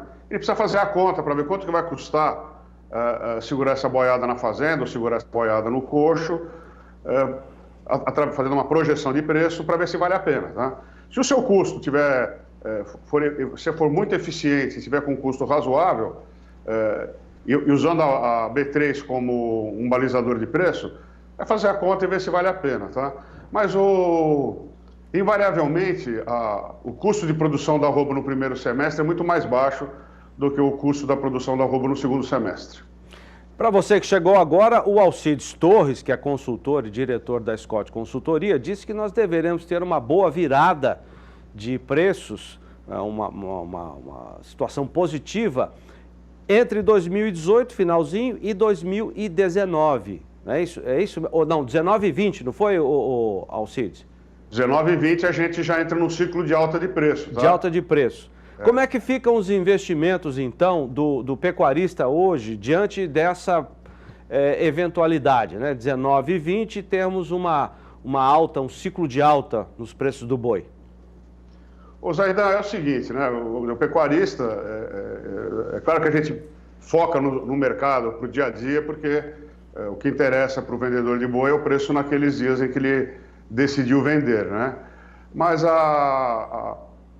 não é uma boa ideia você ter como única referência de mercado a cotação da arroba do boi, ou a cotação da arroba da vaca, ou o preço dos bovinos para a reposição do rebanho, tá? O foco tem que ser quanto me sobra de margem, né? Não interessa se o preço está alto ou está baixo. É claro que preço melhor é sempre bom, né? Mas se você conseguir, ao longo dessas oscilações da cotação do boi, da vaca e dos animais de reposição, se você conseguir manter a sua margem e crescer, você está no caminho certo. E a resposta à sua pergunta é como fazer isso acontecer, é fazer um investimento contínuo, sabe? E a boa notícia é que o intervalo tecnológico na pecuária de corte brasileira ainda é muito grande. Então você tem, com um pequeno dispêndio de capital, você consegue grandes alavancadas. Para você ter uma ideia, mais de 60% do rebanho brasileiro ainda só recebe sal branco. Então, quer dizer, qualquer coisinha que eu faça com relação à nutrição animal, eu consigo umas boas alavancadas. Viu? Tá certo. Alcides Torres, que é diretor da Scott Consultoria, queria cumprimentar você e toda a sua equipe, o Scott, pelo evento recente, o Encontro de Recriadores e Confinadores, um sucesso total. Quando é o próximo evento, Scott? Olha, Zé, obrigado, foi realmente acho que da nossa série aí de mais de 10 anos fazendo eventos para a pecuária brasileira, esse foi o melhor deles, o melhor desempenho, tá? O próximo vai ser o Encontro dos Encontros, que vai acontecer na primeira semana de outubro, e nós teremos depois um evento que a gente traz todos os analistas do mercado para falar como vai ser o desempenho em 2019. E é claro, vocês aí da SBA são sempre bem-vindos nos nossos eventos. Legal. Grande abraço, Scott. Obrigado pela entrevista. Juliana. Bom, e agora vamos falar sobre tecnologias em pastagens. O Guilherme Ribereto, que é engenheiro agrônomo da GP Pasto, já está no nosso espaço de entrevista para trazer algumas dicas e orientações para que você possa ter bons resultados. Bom dia para você. Bom dia, Juliana. Bom dia, Zaidan. E bom dia a você que nos acompanha aqui pelo Bom Dia Produtor. Olha, hoje nós vamos falar sobre a VDTEC Multi e também a VDTEC Plus, que são semeadoras elétricas, né, máquinas produzidas pela GP Pasto aqui em Campo Grande, no Mato Grosso do Sul, e que tem grandes propósitos para você, meu amigo produtor rural. O primeiro deles é justamente a economia que esse equipamento traz para você. Nós fizemos questão que fosse uma máquina elétrica e aí você tem a possibilidade de instalá-la tanto na dianteira como na traseira do trator. E nessa mesma operação, nós conseguimos colocar um segundo equipamento, né, que é o equipamento que vai incorporar a semente, a grade niveladora ou o rolo compactador. E aí nós temos aí duas operações de uma única passada, né? Semeadura e incorporação. Quem gosta muito desse sistema, com certeza, é o tratorista da propriedade, porque ele sabe que naquele pedaço de terra que ele vai passando com a VDTEC, ele realmente não volta mais, ali a semente já está acondicionada para iniciar exatamente o processo de germinação. Outro detalhe é justamente a precisão. Esse também foi um fator crucial para o desenvolvimento da VDTEC. É uma máquina que a gente, inclusive, consegue falar em número de sementes por metro quadrado, não se fala mais em quilos por hectare, e isso mostra exatamente a precisão desse equipamento.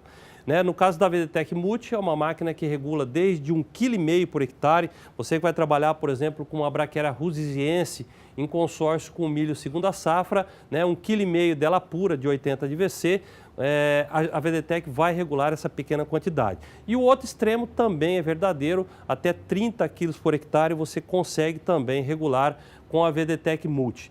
Isso indica que você pode trabalhar com qualquer tipo de semente, qualquer tipo de apresentação, desde sementes lá de baixa pureza, sementes, por exemplo, com 50 de valor cultural, até sementes de 80, né, sementes de alta pureza. E isso facilita, sem dúvida nenhuma, o manuseio desse equipamento, fazendo com que você tenha uma boa formação da pastagem. Esse talvez seja o propósito final, né, que você tenha uma boa formação e, consequentemente, uma melhor taxa de desfrute aí na sua propriedade. Olha, meu amigo, e a gente está falando sobre também compra programada Germipasto. Recentemente nós lançamos, né, agora durante a AgriShow, um grandioso evento que nós participamos em Ribeirão Preto, agora na semana passada. Foi lançado oficialmente a tabela de venda futura, né, da compra programada. E aí sim você tem a oportunidade de não só adquirir as sementes, como também as VDTECs em preços promocionais e também prazos de pagamento. Você pode pagar o seu equipamento até em 6 vezes com toda a comodidade. Não perca tempo, entre em contato agora mesmo com a central de vendas da Germipasto. Nós temos toda uma equipe técnica comercial esperando o seu contato. Muitas vezes você não está naquele momento de fazer a aquisição das sementes ou então da VDTEC, né? Precisa de um auxílio técnico. A equipe Nota 10, que são pessoas extremamente capacitadas, vão fazer exatamente esse depoimento para você gratuitamente. Então não perca tempo. Operadora 67 3389 6700, essa é uma ligação para aquele produtor que está aqui no interior do Mato Grosso do Sul, e aí na sua tela um segundo número, esse para o restante do Brasil, 0800 647 0050. Aí na nossa página, na Rede Mundial de Computadores, você está visualizando, o germipasto.com.br, você consegue mais informações sobre os produtos da Germipasto, produzidos e comercializados. Lá nas mídias sociais, nós estamos presentes também, tanto no Facebook como no Instagram e no YouTube, né? Você que gosta de vídeos, né? Lá você tem a oportunidade de assistir vários vídeos, inclusive alguns deles mostrando um pouco mais do trabalho dessa fantástica máquina chamada VDTEC Plus e também VDTEC Multi. Por hoje é isso, um grande abraço. Zaidan, é com você. Muito obrigado, Guilherme Beretta, até a próxima. Agora são 16 minutos para as 9 no horário de Brasília. Com muita satisfação, nós anunciamos que a partir de hoje teremos de volta o quadro De Olho na Fazenda. Desta vez, Fazenda Sucuri. É uma propriedade rural que fica em Jussara, no interior do estado de Goiás. É de propriedade do Humberto Tavares, que é um importante pecuarista do centro-oeste do país. E o De Olho na Fazenda, você sabe, é uma venda relâmpago que acontece durante todos os nossos programas, desde o Bom Dia até o Na Batida do Martelo, e ela termina com um leilão. Esse leilão será no dia 14, segunda-feira, agora à noite, que você vai ver aqui conosco. A oferta é de matrizes e de touros Nelore PO, todos eles avaliados. A realização é da Central Leilões. E a primeira venda relâmpago começa daqui a pouco no Agenda de Leilões, segunda edição, 15 para o meio-dia. Vamos até Araçatuba conversar com João Campo, que tem todas as informações e as imagens. João, bom dia. Bom dia, Zaidan. Prazer poder falar com você, falar com toda a sua audiência. Olha, primeiro que é um motivo de muita alegria sempre que nós podemos trazer grandes oportunidades e apresentar um trabalho que é muito conciso, um trabalho muito bem feito. E eu estou aqui com ele que é o titular da Sucuri, particular amigo já de tanto tempo, e agora já contamos com esse leilão na nossa agenda, motivo de muita alegria para nós da Central Leilões. Humberto de Freitas Tavares. Humberto Tavares, prazer recebê-lo aqui, meu amigo. Bom dia, João. O prazer é todo meu. Bom dia, Zaidan. A gente já se falou algumas vezes no passado também. E a nossa participação com a Central é antiga já. Nós tivemos realização dos leilões provados a pasto com o Lourenço no passado e sempre com esse interesse em genética, né? O nosso carro-chefe desde 1980 tem sido esse. E esse projeto, desde o projeto do Provados a Pasto, ele traz um pouco da sua filosofia de seleção, né, Humberto? Eu tive, agora foi a segunda vez que eu tive lá na Sucuri, um animal focado para a produção de carne no Centro-Oeste, né, Humberto? Então, basicamente é isso. Exatamente, João. Nós sempre trabalhamos com provas, né? Provas de ganho de peso. No Provados a Pasto nós chegamos a fazer 42 provas e, posteriormente, a gente foi tendo uma evolução e começamos a confiar bastante nas avaliações genéticas e fomos evoluindo, fazendo essa seleção, sempre nos posicionando como uma fonte de genética diferenciada, ou seja, a gente procura usar linhagens diferentes que pouca gente está usando, né? Usar esses números com muito critério, porque também se a gente forçar muito a mão, acaba podendo perder um pouco o pé. Então, e ultimamente, para tentar fazer melhorar essa questão, nós temos confiado bastante no intra-rebanho.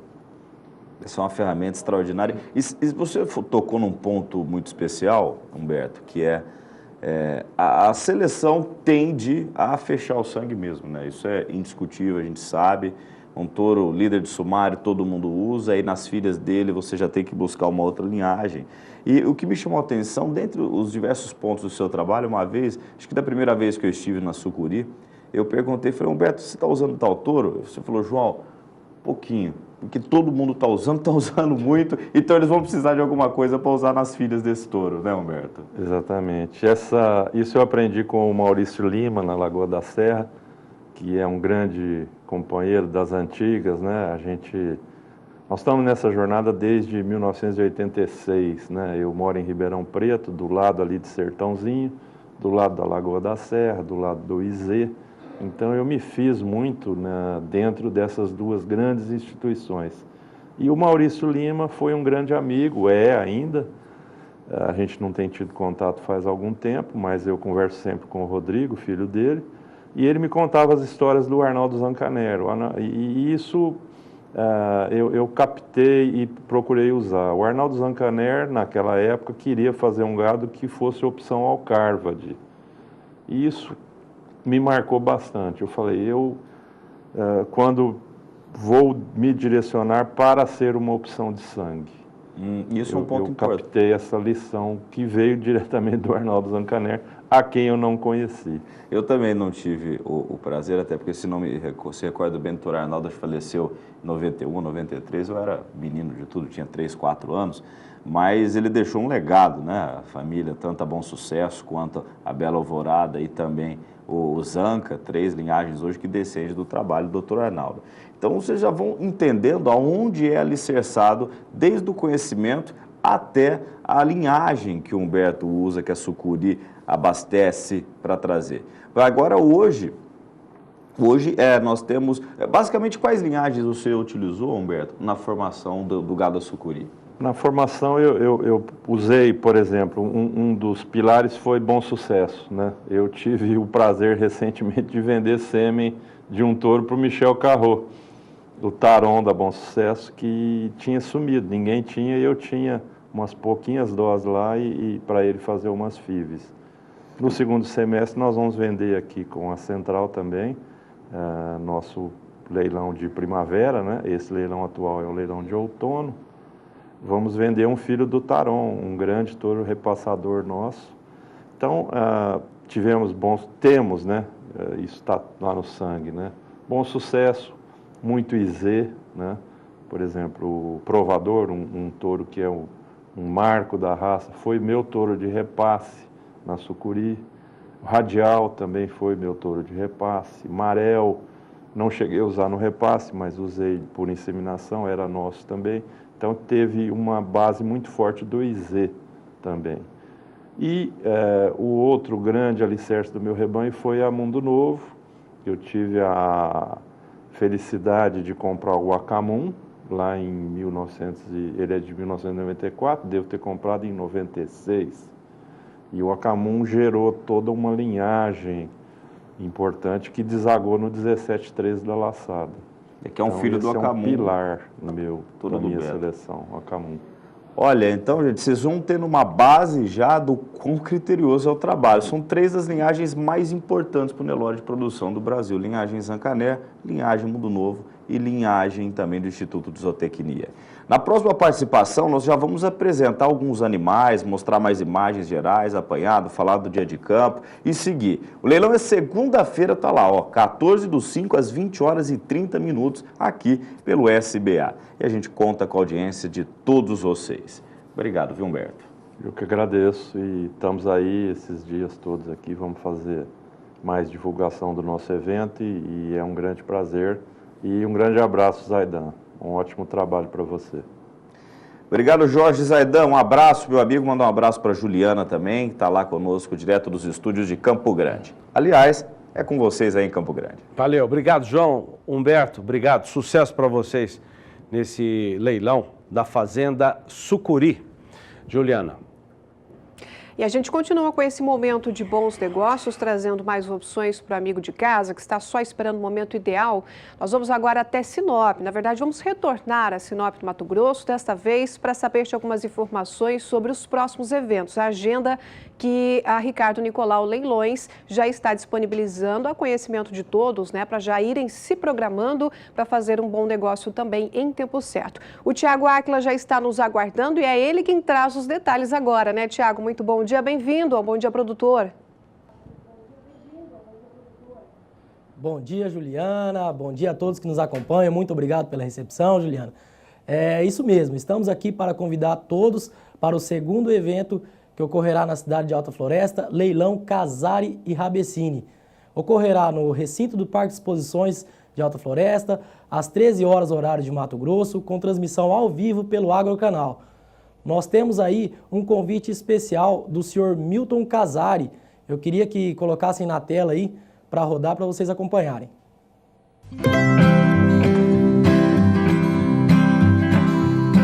Teremos perto de 3.000 animais e o momento hoje eu acho importante comprarmos animais, colocarmos no coxo, porque temos oferta hoje de grãos aqui na região, para oferecermos animais diferenciados para o frigorífico.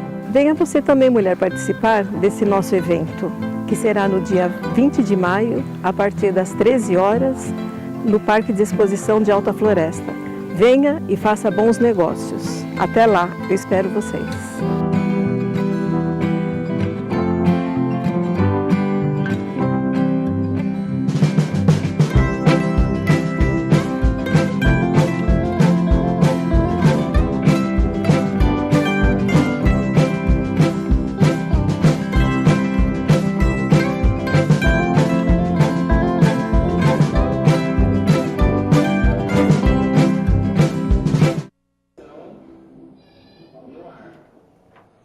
Bom, como vocês puderam acompanhar aí, será um mega evento, tá? Reforçando a data, no dia 20 de maio, às 13 horas, com transmissão pelo Agrocanal. Serão ofertados aí cerca de 3.000 animais, tá? Você que ainda não agendou suas filmagens, entre em contato com a gente pelos telefones que estão à disposição aí.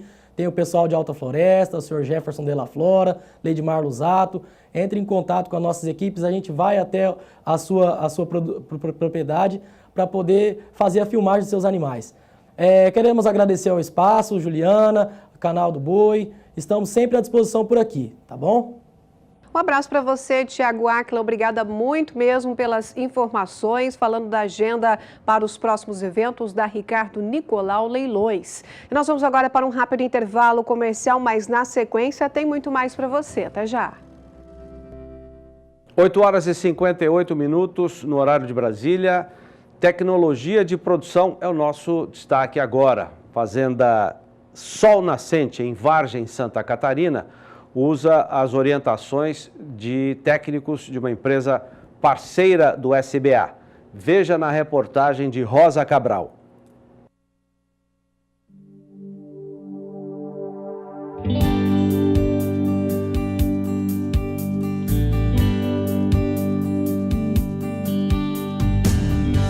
Na Fazenda Renascença, localizada no Planalto Catarinense, pela região de Vargem, o pasto é tomado pela seleção do Red Angus e Aberdeen Angus, além de alguns exemplares da raça normanda. Os primeiros ventres no ano de 2000 deram início à seleção que faz genética direcionada para animais produtivos. Sêmens importados dos Estados Unidos, Argentina e nacionais permitem a consistência do rebanho, que é feito em cima de inseminação artificial e transferência de embriões, diz o criador Nelson Serpa. Os animais de genética, a gente trabalha, mais de 80% inseminado com alguns repasses de touros da própria propriedade. E os animais de ponta, a gente coleta e faz transferência de embrião, multiplica o que tem de melhor. A criação a campo, que garante a adaptabilidade e que ganha reforço na suplementação, vem com parceria que tem procedência na pecuária. A Nutron, marca de nutrição animal da Cargill no Brasil. Há pouco mais de um ano, a equipe da empresa, desta região, atende a fazenda de acordo com as metas da propriedade. A cada 30, 40 dias eu estou junto com os funcionários da fazenda acompanhando o consumo de produto, ver se está um consumo correto.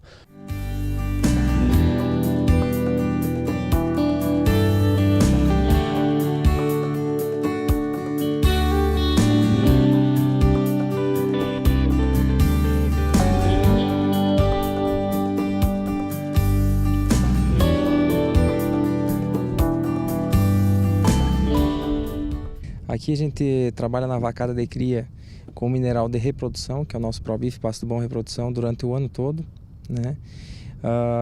Durante o período de aleitamento dos bezerros, a gente, a partir do segundo mês, nós entramos com uma suplementação no CRIP, uma suplementação de 0,3% do consumo do animal, e esse suplemento é fabricado na fazenda a partir do núcleo nosso, que se chama Nutron Beef CRIP NST, tá? Após a desmama, que hoje está na faixa de 260, 270 quilos para machos, nós separamos em lotes de machos e fêmeas e aí é feita a recria. A recria das fêmeas hoje é toda ela basicamente para a reposição da fazenda. Para a recria dos machos, no verão a gente utiliza o ProBif Pasto Bom Topmost, né, que é um mineral específico para a recria a pasto. No verão a gente trabalha com gramas cultivadas ou gramas nativas aqui da região. No inverno todos os animais de recria eles vão para pastagens de aveia Zevém, no sistema de integração lavoura-pecuária. E durante esse período a gente suplementa esses animais com suplemento mineral, que é o nosso ProBif Minuano, para melhor aproveitamento da pastagem. Eu acho que se a gente prosseguir como a gente está fazendo, certamente a gente vai ter condições de ter bom resultado e também de mostrar que a pecuária pode ter lucratividade maior quando a gente consegue acertar a mão bem. Tá certo. E certamente nós do SBA vamos mostrar sim todo esse caminho da pecuária brasileira, genética e nutrição. Rosa Cabral para o SBA. E de 25 a 28 de junho, você vai conferir aqui pela tela do Canal do Boi o Vitrine Leilões Tabapuã G. Nós vamos saber dessa oferta agora com a Rosa Cabral.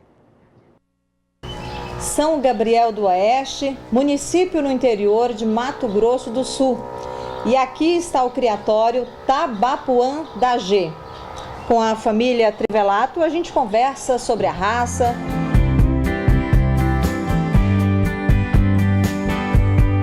Hoje nós estamos com 350 matrizes, tendo gado puro, né, matriz PO e receptoras também, que a gente faz o trabalho de barriga de aluguel. E estamos fazendo melhoramento genético juntamente com a Água Milagrosa, que é a nossa parceira no trabalho de genética, né? A gente procura buscar a melhor genealogia para os animais, fazer o acasalamento conforme a orientação da BCZ. Existem 3 seleções. A primeira que se tem RGN ou não tem. Logo depois, com 7 meses, o técnico já avalia testículo, boca, racial Entrou na prova de ganho de peso, já passou por um teste. Lá na prova, durante a prova, ele vai avaliando animal por animal e ali, logicamente, tem o melhor, o pior, o médio e a gente, que eles são classificados em elite, superior, regular e inferiores. Nesses inferiores nós já descartamos que não entra dentro do processo. A gente conta aí com um rebanho aí melhor do Brasil, teoricamente. Ano passado fomos o melhor expositor do Uberaba, então a gente esse ano está indo com um gado muito bom para Uberaba. Temos umas doadoras muito boas e não paramos de investir a nenhum momento, mas é aquela história, tem que dar lucro. Tudo que a gente produz e mostra na pista é o que vai estar no campo, e isso é muito bom.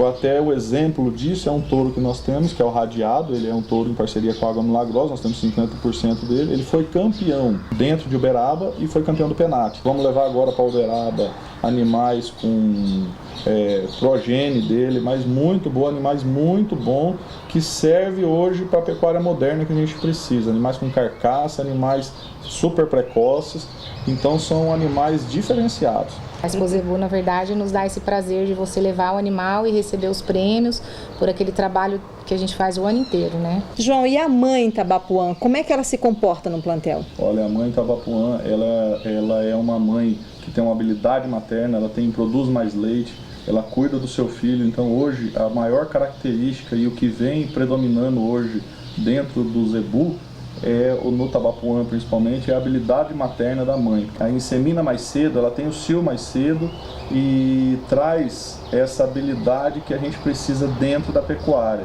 E quando a gente fala em cruzamento, ela cabe muito bem tanto no cruzamento na heterose do Zebu, quanto nas vacadas comerciais. Dia 25 a 28 de junho acontece o nosso vitrine e que todos acompanhem pelo canal do Boi, e quem quiser vir ver os animais, a fazenda está de portas abertas.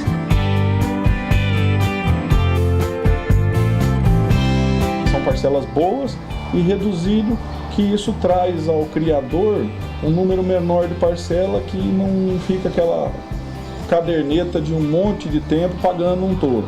Aguardamos todos, então, para acompanhar o vitrine nas datas mencionadas pelo João. Rosa Cabral, para o SBA. E agora uma notícia para os produtores que já estão pensando na próxima safra, uma notícia do governo.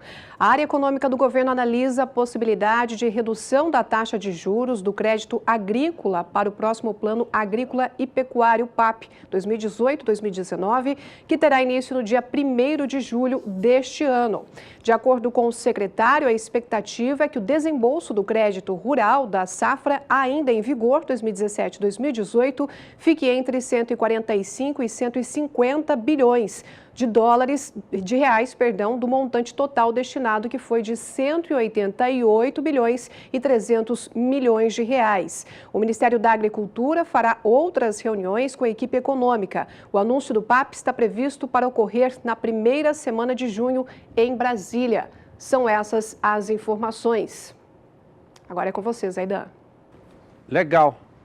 Obrigado, Juliana. Estou aqui com a Comparim, Juliana Comparim, que daqui a pouco, meio-dia, com o Fabiano Reis, apresenta o Agricultura BR. Com certeza a safra 18 e 19 será tema também das reportagens e entrevistas. Bom dia, Ju. Bom dia, Zaidan. Tudo bom e você? O que vocês estão preparando? Eu estou ótimo. A gente está já trabalhando na edição de hoje, Zaidan, e a gente traz hoje um destaque especial para a tecnologia no agronegócio. A gente recebe no estúdio um representante do Sebrae, em Mato Grosso do Sul, ele que é coordenador de projetos voltados ao agronegócio, para falar sobre tecnologia, inovação, gestão das propriedades rurais e até voltado ao pequeno produtor, né, que é o mote do Sebrae. O Brasil possui muitos pequenos produtores, né, e eles às vezes ficam desassistidos nessa questão da tecnologia. A gente vê tecnologia de ponta sendo disponibilizada aos médios e grandes produtores e o pequeno às vezes fica um pouco esquecido nisso. Mas não pode ser assim, né? O mundo precisa crescer para todos, né? E o Sebrae tem um trabalho muito legal nessa questão de gestão do agronegócio, né, através da tecnologia. E aí o Marcos vai falar para a gente também a respeito de um evento que acontece em breve, no mês de junho, que chama Agro 4.0, remetendo justamente a isso, a tecnologia. Aí ele vai nos contar um pouquinho sobre como vai funcionar. Legal. Bom programa para vocês. Obrigada, Zaidan. Até mais. Meio-dia, daqui a pouco, portanto, aqui no canal do Boi, o Agricultura BR. Juliana. E vamos agora aos destaques da previsão do tempo e saber como fica a região Nordeste.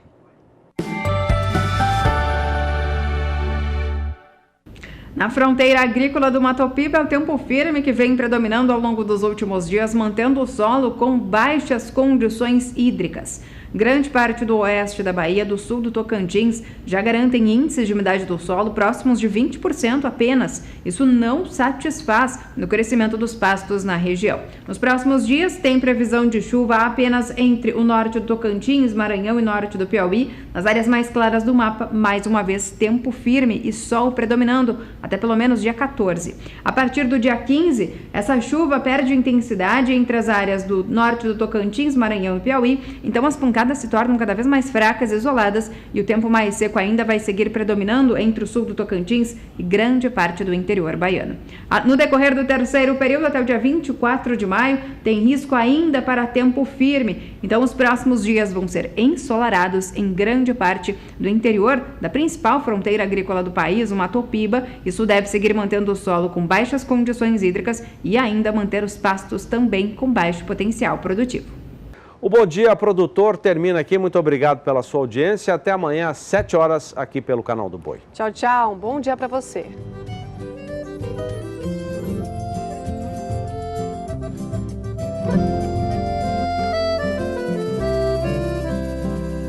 Acorda que o galo já cantou e o sol já vem fazer brotar mais um novo dia. Lenha no fogão, café pra esquentar e a bicharada no quintal.